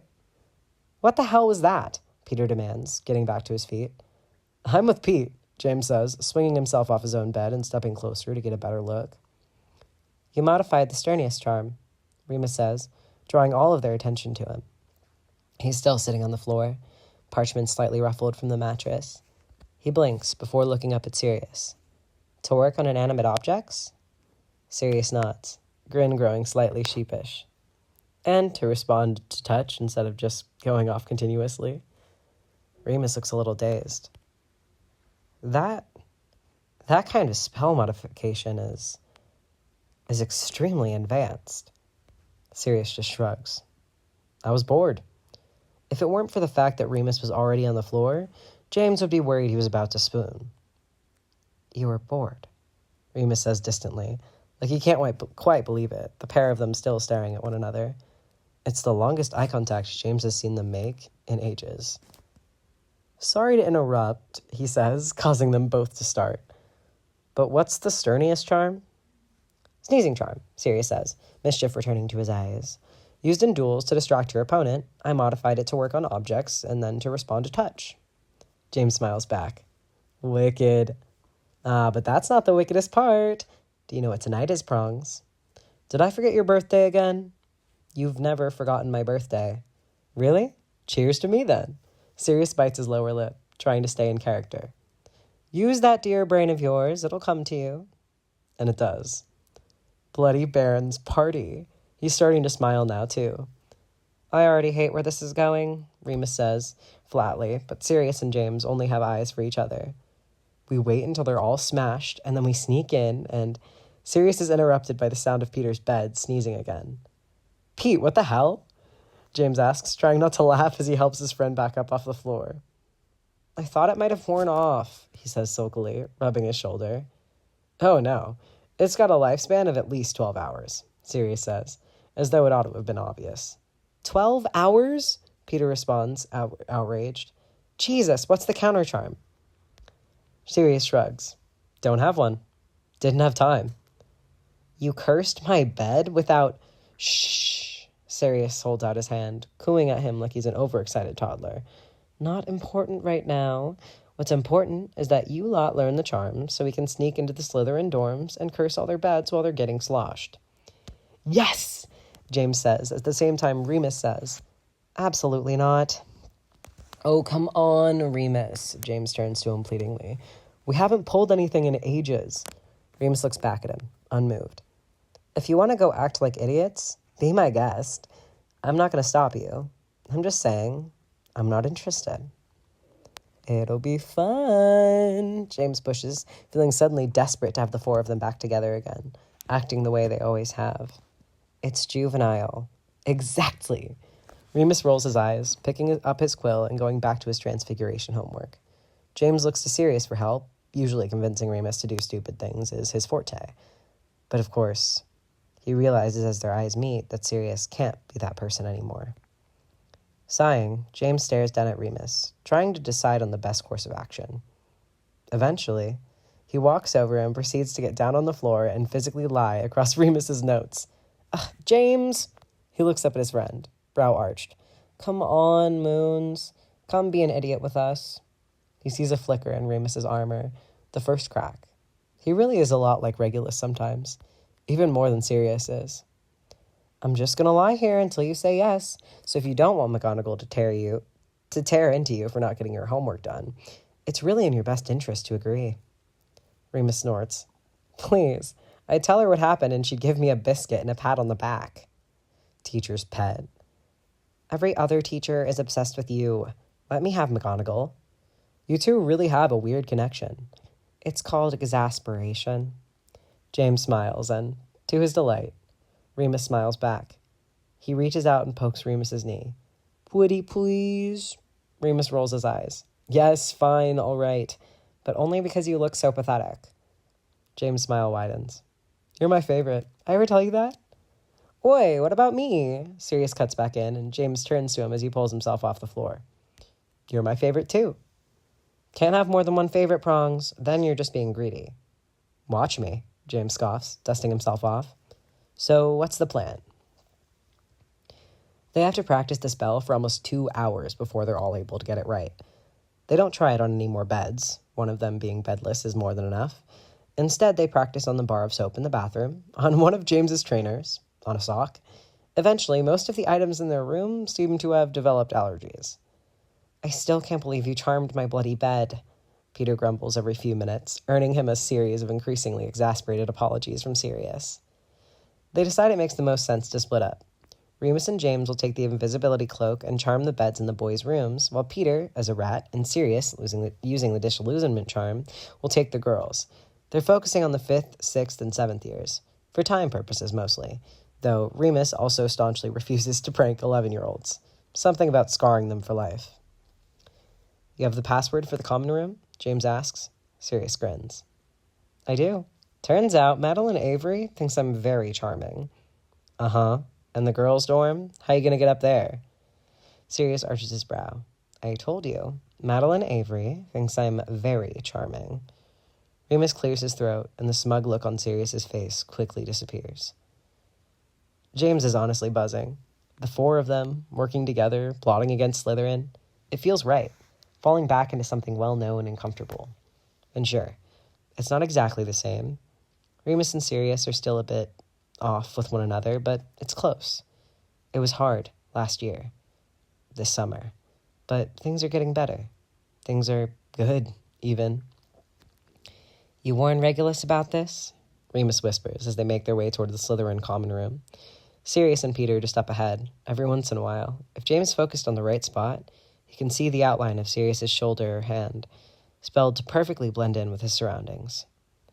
"Like I would ever compromise the integrity of a prank like that. Honestly, Remus, I'm insulted you would even ask." Remus snorts. Good to know some things never change. James wants to ask him what other things have changed, but doesn't get the chance. "He's going to be mad about this?" James considers it for a moment. "I don't know. He has a better sense of humor than you'd think." Considering I don't think he has any sense of humor, I'm sure that's true. James looks over at Remus and then straight ahead again. He still forgets sometimes how little people know Regulus. They can already hear the music coming in from the Slytherin common room, and James wonders how the hell they get away with this without a silencing charm. "Do you think Slughorn ever enforces any rules?" Remus asks, as if reading James's mind. "Or is he too busy kissing each and every one of their asses?" James snickers, the entrance to the common room coming into view. He's always found the Slytherin entrance to be the most boring. Just a stretch of blank wall leading to a passage. "Ready, lads?" Sirius asks, voice seemingly coming out of nowhere. It's midnight, so they're hoping that everyone inside is already too drunk or too busy to notice anything strange, like self-opening doors, for example. "Hell yeah, we are," James says, and doesn't need to see Sirius's face to know that he's grinning. "Remember our plan. Get in, fuck their shit up, get out, meet back at our room. Got it?" "It's a complicated plan, but somehow I think we'll manage to remember it," Remus says dryly. Sirius laughs. That's what I love about you, Mooney. So bloody clever." James is glad Sirius can't see the way that makes Remus go stiff. "Alrighty then." There's a sound of shuffling, and then... "Jormungand," Sirius whispers, and the wall opens. There are very clear differences between Gryffindor and Slytherin parties, the first being the lighting. Currently, the whole Slytherin common room is being lit only by the jellyfish someone has charmed to come to the windows, each of them glowing a different color. James wonders if it's painful for them. If they can feel it? Can jellyfish feel things? There's something about turning living things into inanimate objects that just gives him the creeps. Slytherin also has a crap taste in music. Right now they're playing something with heavy bass, instrumental but not classical. James doesn't recognize it, but it is making his ears bleed. "Jesus," he mutters as he tries to see his way through a crowd of people, all wearing unhelpfully dark clothing, in an already unhelpfully dark room. What's the dress code for this thing? Coffin casual? "Pretty sure this is how they always dress," Remus says, sounding no more impressed. James isn't really looking for Regulus. Tonight's about the Marauders. Besides, he doesn't need to get distracted. But somehow, through the chaos and darkness, he finds him. He feels it in his whole body when he sees him. A tingling sensation running along his bones. James is about ready to choke on his disparaging comments about the fashion at the party because, shit, funeral chic looks good on Reg. He's sitting in the corner, surrounded by people who seem to be talking around him more than to him. And yet, he's definitely at the center. His perfect posture has gone out the window. He's slouched down, but in a confident, I don't give a fuck about you kind of way. Drink held lazily in his hand, black button-up undone to an obscene degree. Fuck. The word punches out of James before he can control himself. Remus looks over at him. You okay? What? Yeah, stubbed my toe. Remus raises his brow before looking down at the clear ground, completely free of toe-stubbing objects. Oh, look, there are the dorm rooms, James says quickly, nudging Remus in their direction and very purposely not looking back at Regulus. They stumble their way up a flight of stairs and then down a long, dark hallway, doing their best to avoid the shadowy clusters of people clinging to the corners and walls. Luckily for them, the door to the fifth year door, is open, so they don't need to worry about surprising anyone. Merlin, Remus mutters after they make sure the room is empty. Is there anywhere in this place that doesn't feel like an evil lair? James snorts, casting a quick colloportus on the door. Remus turns to him, brow raised. You don't think it's going to be suspicious if they come up here and find their door is locked? James shrugs. I'd rather they be suspicious than walk right in and find us. This way we get under the cloak first and they just think the door was jammed. That's actually pretty smart. James laughs, always so surprised. He steps further into the room, taking it in. Remus isn't wrong. It definitely feels like the type of place someone plotting world domination would hang out in.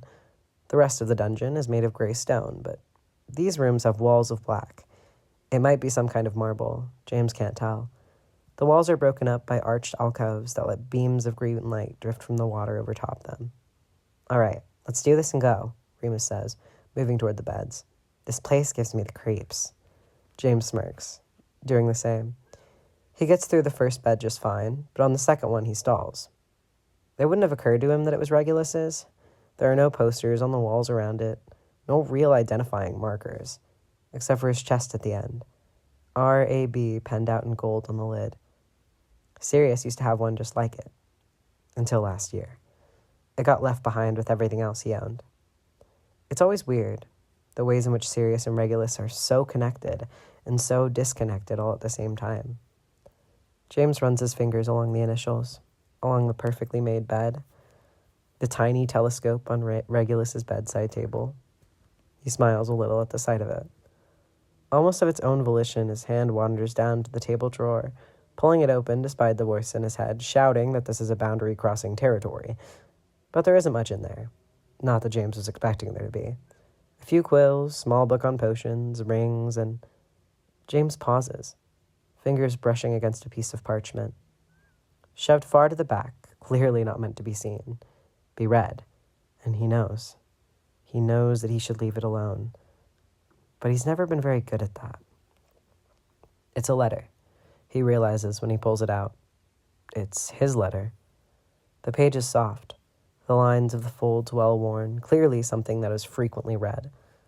That thought makes James ache. It's the last one he wrote. And because of the dark, it takes him a few seconds to realize that Regulus has written comments in the margins. Dude, James had written, and next to it, scribbled in neat cursive, Regulus replied. This is an indignity I do not deserve. James snorts. A little further down, James had said, I can't decide which I like better, us on the same team or us on opposing teams. Opposing, Regulus scribbled beside it. Obviously, Potter. We're born rivals. Most of the comments are like that. Witty, cute. The words our house have been underlined and circled, though James isn't entirely sure why. But it's a note at the very bottom of the letter that catches his attention, that stands out as different from the rest. James had written, I just want you to know that I'll be there if you need me. I'll always be there. It looks like Regulus wrote something and then scribbled it out. But next to the blackened words, there are several lines that, after reading through them twice, James realizes aren't reg. They're quotes. Everything is more beautiful because we're doomed, starts the first one. You will never be lovelier than you are now. We will never be here again. And then, just below it, no man or woman born, coward or brave, can shun his own destiny. James reads them over again, the words swelling inside him, foreboding and sad. He wonders when Regulus wrote them. Hopes it was before he came back, that it was when he was still stuck in Scotland, where James couldn't reach him. Because these words sound like giving up. But he quickly shoves that thought aside. He'd been with Regulus last night, and Regulus he'd been happy. He'd been having a good day. Just a few more of those, and maybe James would finally get Regulus to see that life doesn't have to be so fucking hard. That him and James can have more than secrets in the middle of the night. All right? James jumps at the sound of Remus's voice, quickly throwing the letter back in the drawer and slamming it shut. Yeah. He turns around, putting on a smile. Next door? Remus arches his brow, and then, after a brief pause, it'll be suspicious if his bed is the only one not charmed. What? James asks, still reeling, but then he follows Remus's gaze to Regulus's bed. Oh, yeah, sorry. He quickly waves his wand, casting the spell. Okay, great. Should we go? You're sure you're okay? Remus asks, still looking at James skeptically. Uh-huh, never better. He starts walking toward the door. James? James looks at him over his shoulder. Think you might be forgetting something? He nods to the cloak hanging out of James's back pocket. Oh, James says dumbly. Right. Yeah. He holds it out and Remus steps closer to him, the pair of them disappearing. You sure you're all right? Remus whispers as they unlock the door and slip back outside. Absolutely. The sixth-year dorm is pretty uneventful, and they get through it quickly, the noise below them growing louder and rowdier as time passes. You think Slughorn will make them all hangover potions in the morning? Remus asks as they make it to the last room. This one's way messier than the other two, as though their disorganization is beyond even house elf-help. That or Snape will. You know what a little suck-up he is. Remus only nods as they move further into the room. Since last year, he always gets a bit stiff at the mention of Snape, at the sight of him. He's afraid that Dumbledore's word won't be enough, that Snape will decide to tell people his secret anyway. The worst part is that James thinks Remus probably should be worried. Ooh, sweet. He pulls a full bottle of some kind of fancy liqueur out of the pile of clothes beside one of the beds. French? He mutters to himself as he tries and fails to read the label, deciding to open it anyway. Why is everything these wankers drink French? I think your choice of adjective answers that question. And then, when he sees what James is doing, no, James, you can't just drink from some random bottle you found on the floor. Remus sounds thoroughly exasperated. James only grins. You think it's a plant? That they knew we were coming all along? Left us a poisoned bottle of whatever the fuck this is? Remus clearly does not appreciate James's sarcastic tone. I think it's a bad idea to put an unknown substance in your mouth. Ooh, I love it when you talk dirty to me. James winks as he brings the bottle to his mouth and takes a swig. The liquid is thick and syrupy and grossly sweet, but definitely alcoholic. That's all that matters in the end. James makes a face as he finishes, holding the bottle out to Remus. Yeah, no thank you, I'm fine, his friend says, eyeing the bottle with distaste. James shakes it at him. Come on, you know you want to. I definitely don't know that. Can we just get this done? James doesn't drop the bottle, and after several moments of very determined staring contest, Remus surrenders. Honestly, between you and Sirius, bloody children. He grabs the bottle out of James's hand and takes an impressively large gulp for someone who was so against it. Happy now? Remus doesn't even flinch, wiping his mouth off on the back of his hand. Wow, how did you do that? James asks as he accepts the bottle that Remus is shoving back toward him. Do what? Remus starts charming the beds. Take that without even flinching? Remus shrugs. I'm a better drinker than you are. What? James laughs. Since when? Remus gives him a sidelong look, moving on to the next bed. Since always? James narrows his eyes. No, that can't be right. Why don't I know this? Because usually you're too drunk to notice. I don't get that drunk, though he's not entirely sure how confident he feels about that statement. I mean, he certainly has gotten drunk. Once or twice, or 3, or 5, or 20 times. You and Sirius, Hogwarts resident bad boys, under the table after a couple of beers. That gets a laugh out of James. Ooh, don't hold back, Mooney. Tell me how you really feel. Remus shoots him a guilty look. Sorry, that sounded better, didn't it?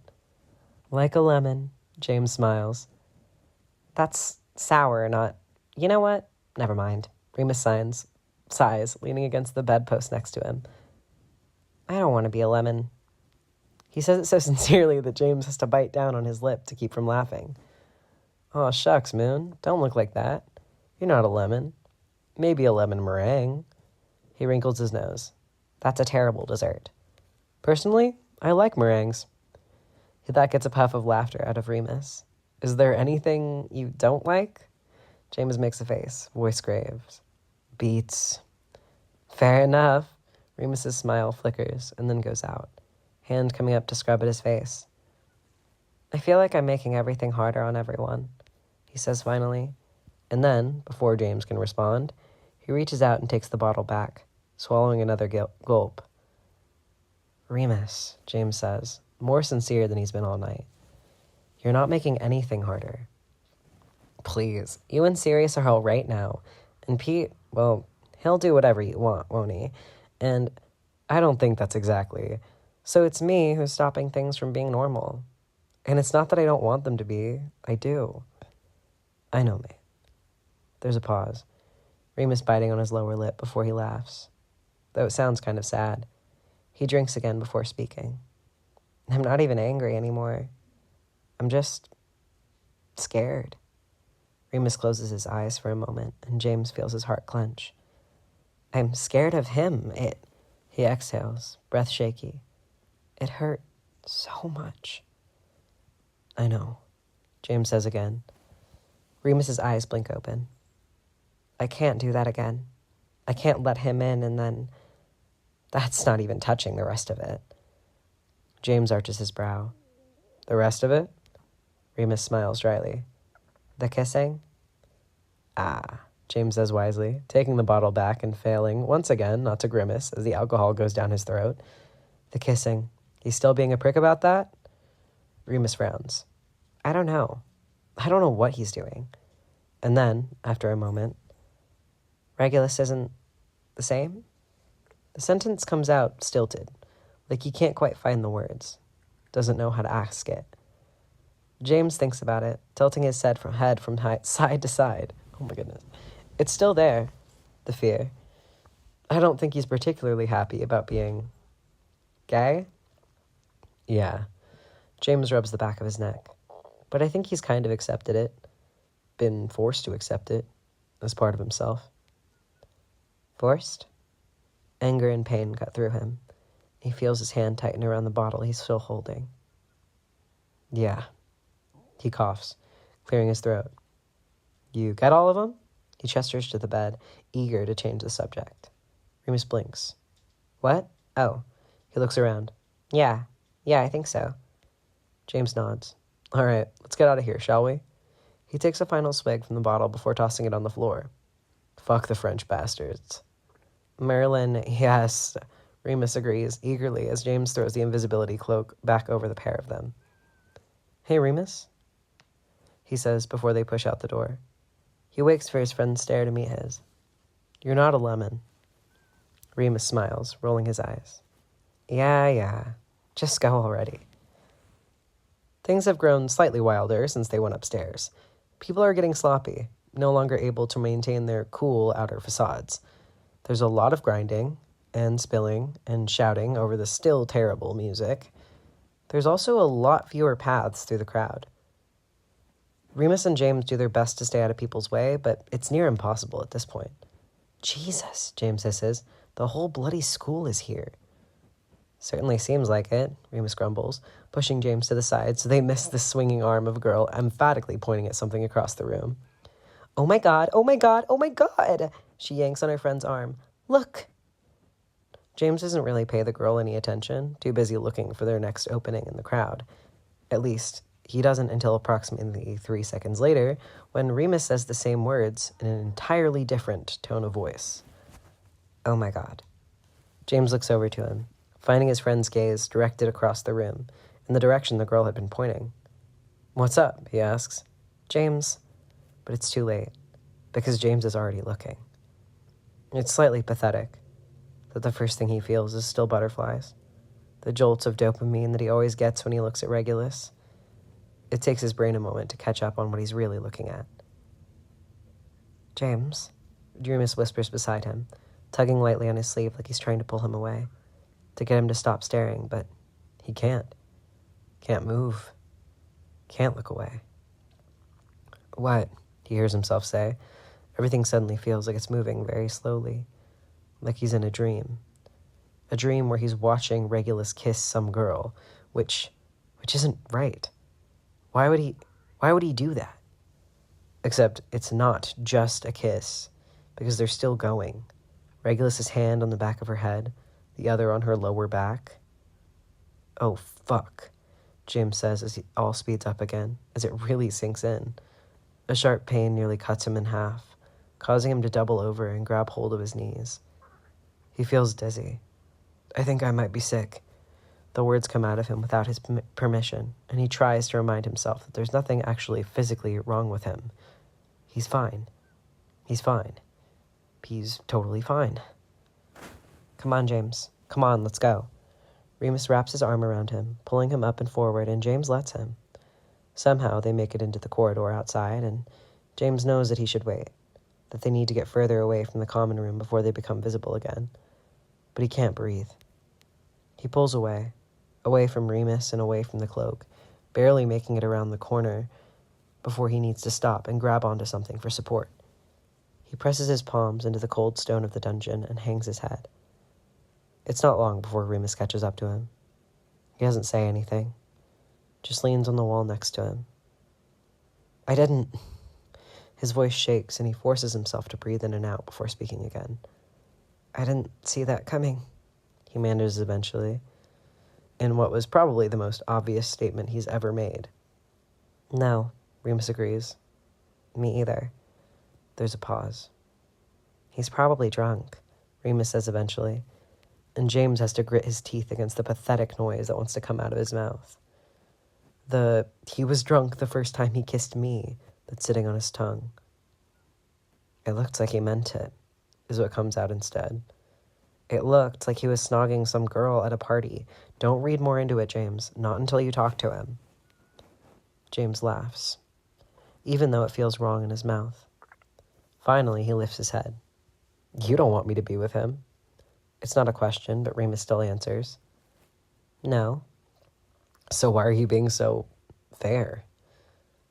"Because," he says simply, "what I really want is for you to be happy, and despite all the reason and good judgment, he makes you happy. I've seen it." James has to close his eyes for a minute to weather the new wave of nausea that comes with that statement. "Yeah," he says quietly. "Yeah, he does." But just so we're clear, James opens his eyes just in time to see Remus's expression go from sympathetic to murderous in one blink. Any good faith he had managed to build with me is now gone, and the next time I see that scrawny little twerp, I'm going to ruin his fucking life. James laughs, running a hand over his face, feeling shaky and sweaty and all those other kinds of awful. He's not really scrawny. Remus rolls his eyes. "I can't believe that's what you got from that." James smiles weakly, leaning his head back against the wall and exhaling. "Fuck," he says again, and then, "I should have had more of that posh alcohol. I am too sober for this." "We have alcohol back at the dorm. Speaking of, we should probably get going before the other two think a rescue mission is in order." James sighs, pulling himself off the wall. He looks back in the direction of the Slytherin common room, feeling something tug on him, like a string attached to his belly button, pulling him backward, back to Reg, because he just wants to see him, to touch him, to remember that he's his person. Fuck. You're gonna have to stop saying that, or Sirius is gonna ask questions. Sorry. James scrubs at his eyes. I just really didn't. I don't know what to do with that. Remus nods. You'll talk to him. You'll figure it out one way or the other. I know how much Remus's voice gets high, so he stops, clearing his throat. I know how much that hurts. James looks at him and realizes, suddenly, how true that is. How many times Remus has had to stand by and watch Sirius snog some girl. Come on. He nudges James with his elbow. We gotta go before the sneezing starts. Sirius is wired when they get back to the dorm, which makes sense. First prank of the year, they got all the senior Slytherins, ruined their big night, and all a major success. They should celebrate. Normally, James would be right there with him, but instead he feels numb, disconnected from all of it. Okay, what's going on with you? James blinks, and Sirius is staring straight at him, Peter on the bed next to him since his own is still out of commission. Sorry. James drags a hand through his hair and offers up a sheepish smile. Just tired. Sirius repeats. Just tired. Tired? Sirius repeats, gobsmacked, like he's never heard the word before. I am too, honestly. Remus quickly cuts in, and James silently thanks him. He watches Sirius' eyes bounce between the two of them, the surprise slowly morphing into disappointment. And James hates it. Hates that this is the first time they've really felt like the Marauders, like a team in ages, and he's ruining it. Okay, Sirius says finally. Sure, guess we'll call it a night then. James knocks Sirius's foot with his own. Tomorrow, okay? We'll celebrate tomorrow, after we see all their miserable faces at breakfast. That brings some semblance of joy back to Sirius's expression. God, it's going to be brilliant. James gives him a tight smile before pulling himself fully onto his bed and shutting the curtains. He doesn't bother to get undressed. He listens to the murmured voices of Peter and Sirius, to the eventual sounds of each of his roommates going in and out of the bathroom, getting ready for bed. Listen to Remus's hushed voice as he spells the lights out. And all the while he just lays there on his back, staring up at the canopy over his head, somehow thinking and not thinking at the same time. He feels like he has too much energy, like it's pressing against his skin, pushing, pushing, pushing. He can't shut his mind off. Every time he closes his eyes, he's back in that room, and he's staring at Regulus, and Regulus is holding that girl, holding her like he means it, and she's touching him. James's skin feels too hot. Don't read more into it. That's what Remus says, except Remus doesn't know Regulus. He thinks he's like Sirius, but he isn't. He isn't, and so James just can't make any sense of it. He demands answers from his brain, but it just sparks and fizzes and restarts. His skin feels too hot. His ribs feel too tight. He tries to remember what the girl looked like, tries to figure out if he knows her, if he's seen Regulus with her before, scours his head for any memory of Regulus mentioning her, but nothing in his brain is working right. Every thought he has is interrupted by that image of Regulus snogging someone else. His skin feels too hot. His ribs feel too tight. His head feels too loud. Fuck this, he hisses, ripping the curtains of his bed back and getting to his feet. He slips on his trainers, grabbing the invisibility cloak from the chair he tossed it onto and heading for the door. James, don't. He looks up to see Remus getting out of bed. I can't do this, James whispers. I can't just sit here. I need to know what the fuck is going on. Wait until tomorrow. I can't. What are you going to do, James? Just storm in there and kidnap him? I don't know. He really doesn't. He has no plan whatsoever. He just needs to do something. He just needs to see Regulus, to have him explain. This isn't just regular stupid. You do realize that, right? Remus whispers angrily. I mean, just wandering in there on any given night would be an incredibly stupid thing to do. But after we just fucked with them, if they find you, they'll tear you apart. James is unmoved. I can handle a few angry Slytherins. Can he? That question manages to pull James up short. He opens and closes his mouth, willing an answer to come, but before any does, Sirius and Peter are blinking up at them. What the hell? Peter demands, rubbing his sleep-heavy eyes. I thought you two were tired, Sirius asks. He doesn't look angry, necessarily, just confused. His eyes bounce between Remus and James before they land on the invisibility cloak in James's hand. Ah, Sirius says, like he's just figured something out. Going to see the boy. The boy? Peter repeats. What boy? Who's the boy?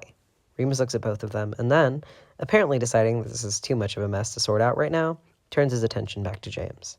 I get it, okay? I do. But this is not the right way to do this. The right time. I'm going fucking insane here, Moons. And he can hear it in his voice. Hear the desperation. Mooney, let him go have his fun. What's the big deal? Remus grits his teeth, not looking at Sirius. It's not that simple. I'm sorry, I'm still confused. Who is this boy? Peter looks around at all of them. Now that, Petey, is the 1,000-galleon question, Sirius says, tapping the side of his nose. James shakes his head, too tired to take in the ridiculousness of the current situation. Okay, I'm going. No, James, I swear to God, you can be such a fucking bullheaded idiot sometimes. Remus grabs hold of his wrist and yanks him back into the room. Remus, James says, as calmly as he can manage, which, to be honest, at this moment is not particularly calm. Let go. You're going to get yourself hurt. You're going to get both of you hurt. Remus, mate, you're being a little much, yeah? Sirius sounds uncertain for the first time. They've been doing this for a year now. I think they've got it figured out. Who has been doing what for a year? Peter shouts at the same moment that Remus rounds on Sirius. Will you please shut up? You literally have no idea what you're talking about. Which, surprisingly, does shut Sirius up. At least for a second. Wait, hold on. Do you know? Remus instantly stiffens, and James can feel his stomach start to roll, bile crawling up the back of his throat. You do, don't you? And now he's angry. You know who it is. James sees the second light bulb go off in Sirius's head. He's too clever by half, really. Always has been. This time he turns to James when he speaks. Is he in Slytherin? Is who in... But James doesn't stick around for the onslaught of questions. Somewhere in the midst of the drama, Remus let his grip slip, and James takes full advantage, pushing himself through the door, down the stairs, and back into the castle. He has no idea what time it is at this point. 4? 3? Somewhere around there. The Slytherin common room has significantly calmed down. There are maybe a dozen people still around, half of whom were passed out, the other half lying on top of one another. Luckily, he doesn't see Regulus. He can hear the fruits of their labor already. Under different circumstances, he would be soaking up every minute of it, the profanities intermingled with the creaking noises of bed sneezing. Maybe we should give them pepper up? He hears one boy say from the doorway of his dorm room as James pushes up the stairs. People are going in and out of each other's rooms, confused and trying to figure out if anyone has found the countercharm. The sound of footsteps and door slamming and people being thrown off their beds echoes around James. Sirius would be very proud. He slips into Regulus's dorm, just as some other Slytherin he doesn't recognize walks out. After the chaos outside the room feels startlingly quiet. That is, until he hears Rosier. Motherfucking bollocks, I was going to get laid tonight. He kicks the leg of his bed, which is apparently enough to set off the charm, because the mattress lifts up and sneezes. Oh, really? Really? Salazar's balls, how did they even get in here? James walks a little further into the room and sees that Rosier is talking to Regulus. Regulus is sitting on the floor, back pressed to the wall, arms resting on his knees. James's traitorous heart leaps. What makes you so sure it wasn't one of the younger years? He asks, though he doesn't sound like he believes what he's saying. Are you kidding me? You think one of those brats could pull this off? That they would dare? No, this says Potter and your brother written all over it, and I swear, the next time I see them, I'm going to permanently separate them from their bollocks. Regulus doesn't really react to this. Expression blank as he stares back at Rosier. The door bangs open and Crouch comes through. James grateful that he's moved far enough away to avoid a collision. Well? Rosier demands, but Crouch shakes his head. Nah, 7th years haven't got a clue. What the fuck? He kicks his bed again. There's another sneeze. Rosier points his wand at it. Navius Sternius. Nothing happens. Come on, you stupid piece of shit. Navius Sternius. Navius Sternius. Navius Sternius. Evan, Regulus says from the floor, sounding exhausted. Give it a rest. Rosier rounds on him. You know, Reg, you're being incredibly unhelpful right now. Am I? Regulus asks dryly, causing Razier's eyes to narrow. You're supposed to be the clever one. What's the bloody counter-charm? Regulus sighs, dropping his head back against the wall and looking up at the ceiling when he talks. It's a mutation of the spell. What? Crouch asks. It's only then that James realizes that Crouch is swaying on the spot, eyes glassy, clearly the drunkest of the three. They've adapted the original spell, which means that there doesn't exist a counter-charm. We'd have to figure one out, which we could do, after a few hours of reading up on the etymology of the Sternius charm, though, of course, by that point, the charm will likely have worn off by itself, and Evan still won't have been able to shag Louise. There's a beat of silence before Rosier lets out a growl. Fuckity fucking fuck. I'm gonna kill them. Crouch, on the other hand, seems significantly more accepting of the situation. Likely, James imagines, due to the alcohol.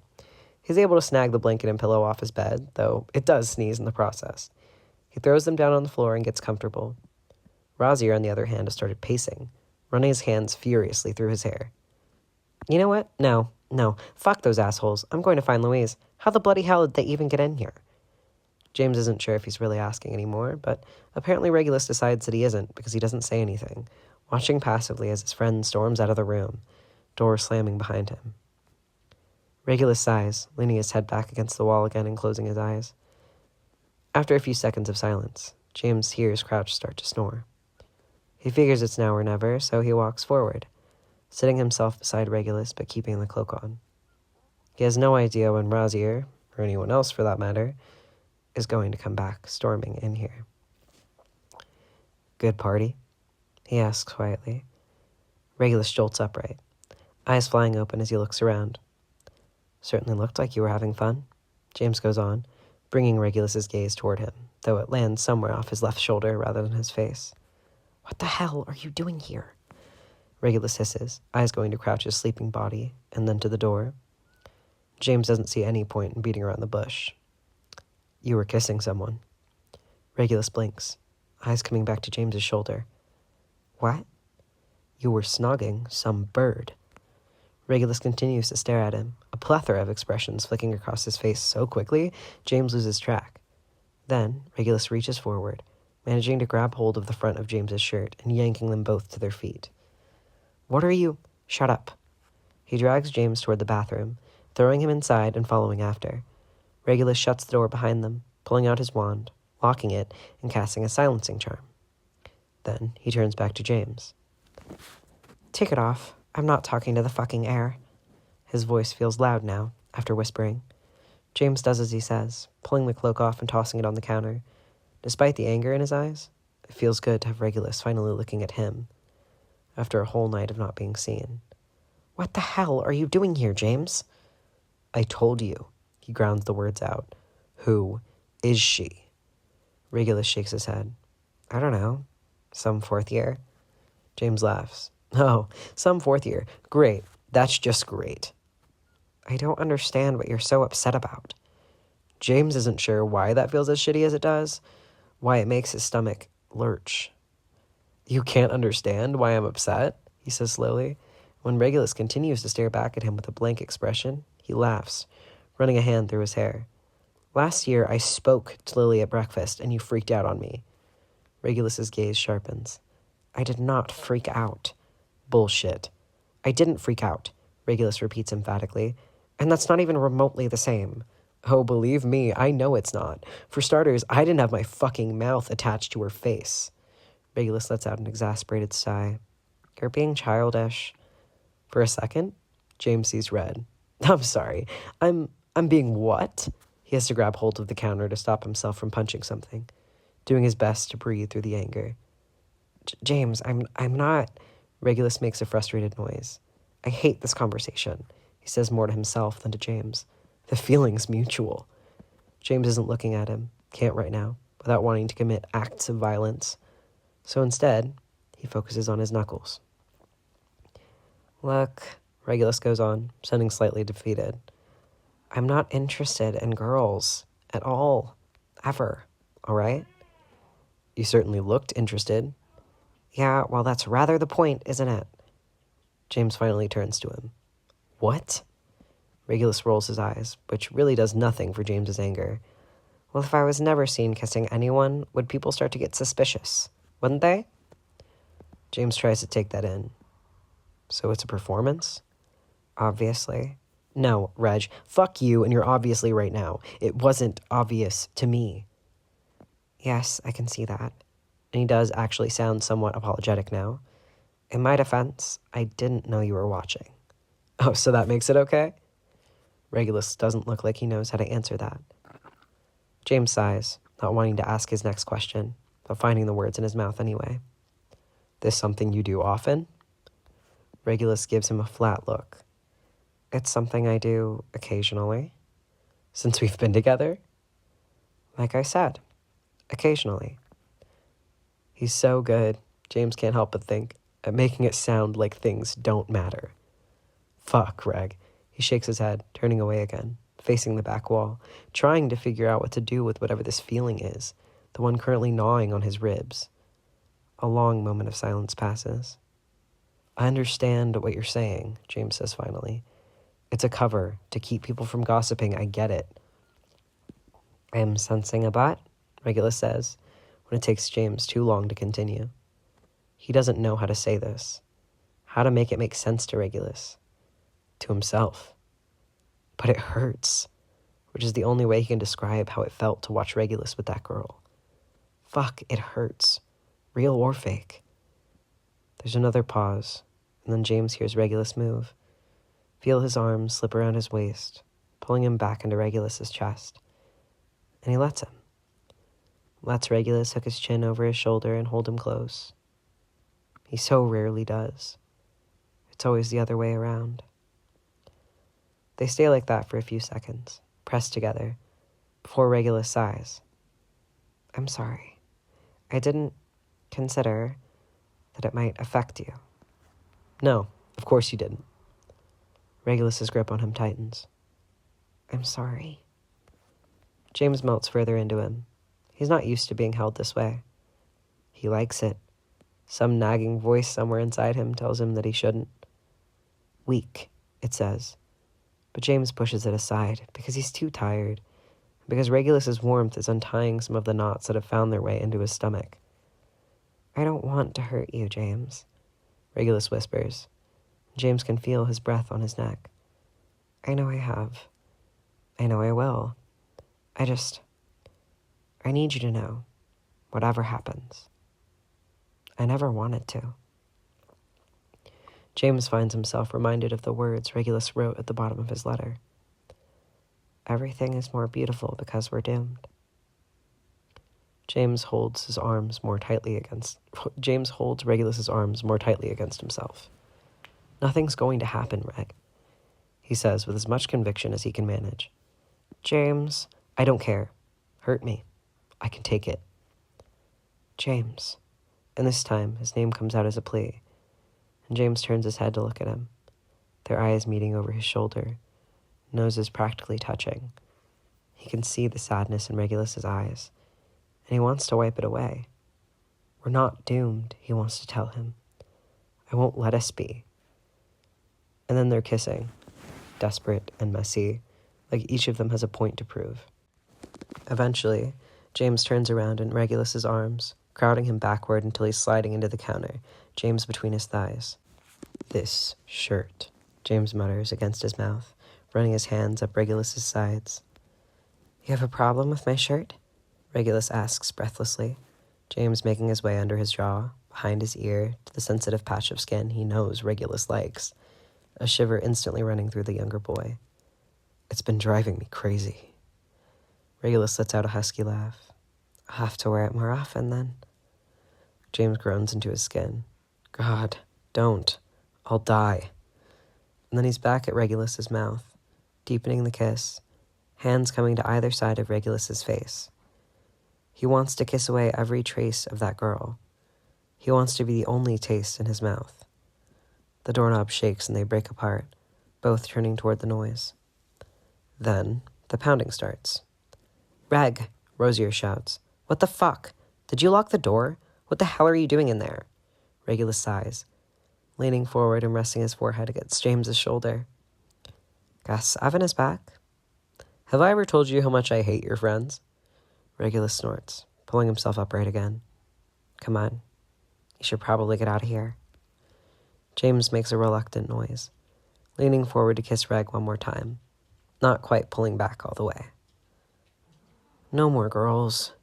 It would be a demand, except his voice is too needy, too desperate. So instead, it sounds like begging. Eventually, Regulus nods. No more girls. Regulus, Rosier continues to pound on the door. I swear, if you're dead in there, I'm going to kill you. Again. Regulus rolls his eyes, sliding off the counter and looking in the mirror, straightening out his hair and shirt. You look good, James says, voice still a little rough. Regulus sends him a sidelong look. I look like someone was just snogging me senseless against a counter. James beams. Same thing. Regulus is unable to hide his smile as he turns toward the door. Ready? James slips the cloak over his head. I'll find an excuse to leave the room. Open the door for you. Regulus goes on, pulling out his wand so we can take down the spells. Wow, what a gentleman. Regulus snorts. Speaking of gentlemen, any chance I could get the counter term for the bets? James smiles, even though Regulus can't see him. Don't have one. Regulus sighs. Of course you don't. And then, Alohomora. 15 minutes later, James walks into the Gryffindor common room, invisibility cloak in hand, and then stops dead in his tracks at the sight of Sirius on the sofa, waiting. Fuck. Look, can we do this later? He asks, but Sirius, of course, ignores him. I have been sitting here trying to come up with a single Slytherin bloke who isn't a complete piece of shit, and I have to tell you, James, I'm drawing a blank. James sighs, leaning against one of the chairs. I never said he was in Slytherin. Please, let's not. Sirius, who is it, James? James is entirely too tired for this conversation. I told you, I can't say. Remus knows. Remus figured it out. So what? Sirius growls. What's the difference? The difference, James can feel his frustration mounting, is I didn't have to break a promise. Sirius bounces his right knee up and down, body vibrating with anger. Your promise to some Death Eater wannabe? James's fists clench. Don't start, Sirius. Sirius laughs coldly, hanging his head. You know, I expect most people to be full of shit.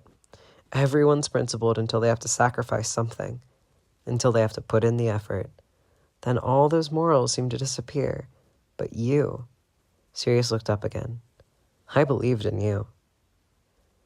Those words hit him so hard, James actually staggered back. And to think, Sirius goes on, not done yet, smiling in a way that sends chills down James's spine. You were so fucking righteous last year when I messed up. That's a bullshit comparison, and you know it, James snaps back. Is it? Sirius gets to his feet. How many people do you reckon your boy's gonna hurt, huh? How many has he already? He's not a Death Eater. Sirius laughs unpleasantly. Sure, maybe he doesn't have the uniform yet. But he is, isn't he?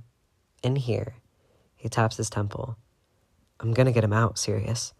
James sounds desperate now, words begging to be heard. I'm going to show him it doesn't have to be like that. For the first time, since he walked in the common room, James sees something other than anger in Sirius's eyes. You really believe that? Yes. He does. Deep in his bones. Right down to his core. You can't save people, James, Sirius says finally.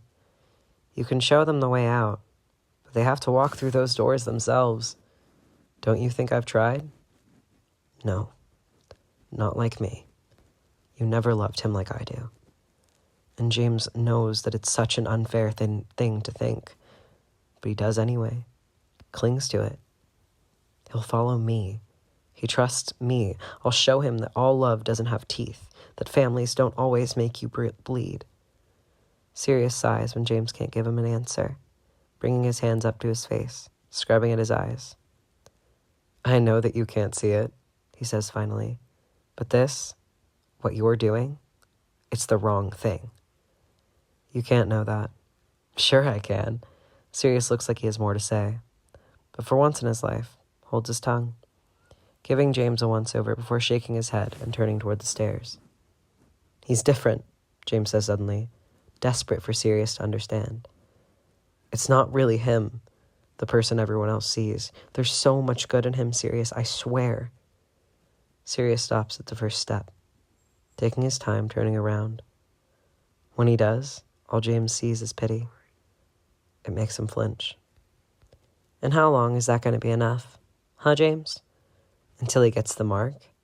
Until he kills someone? Or do you reckon you'll be able to make yourself believe that that's okay too? That that's not who he really is? Sirius. Thing is, it's not a hypothetical for me. Something in his voice takes James off guard. Something bruised. I've sat at their table. I've felt their teeth in my neck. There's no fucking gray area here, okay? The things you have to do to get by, to blend in. Do you think that if it had been easy, I wouldn't have done it? His voice cuts out, and James finds himself unconsciously taking a step forward, reaching out to his best friend. Sirius shakes himself, like pulling himself out of a nightmare, his dark eyes finding James. They're my family. There's something heart-wrenchingly vulnerable about these words. I loved them, and the awful truth is that sometimes I still do. And if I could have made myself fit without crossing any lines, I would have. But it's not possible. You can't be one of them and keep your hands clean. So if he's friends with them, if he's accepted by them, by that world, you can bet he's doing some fucked up shit when you're not looking. James shakes his head but doesn't speak. He can't. Doesn't even know where to start. He expects Sirius to turn around and leave, but he doesn't. And after a few more moments of silence, he walks back down the stairs, stopping in front of James.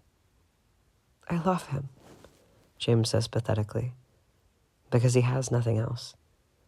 Because it's the one thing he knows without a doubt to be true.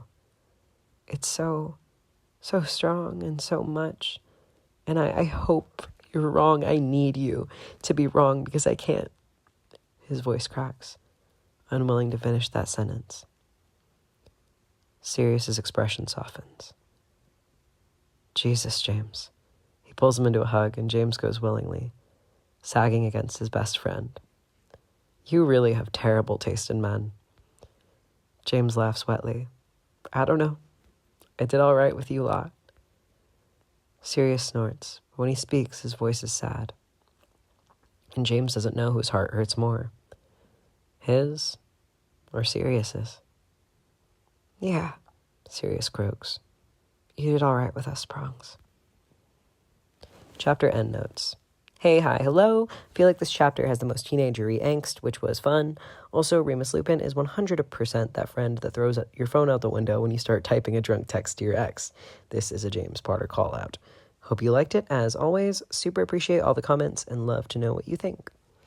Hey, it's Matt. Thank you guys for listening. I'm sorry it is another 2 chapters and not 3, but these chapters are getting really long, and yeah. Anyway, we'll talk to you guys super soon. Have a lovely rest of your night/day, and hopefully we'll have a new video out next week. All right, bye-bye.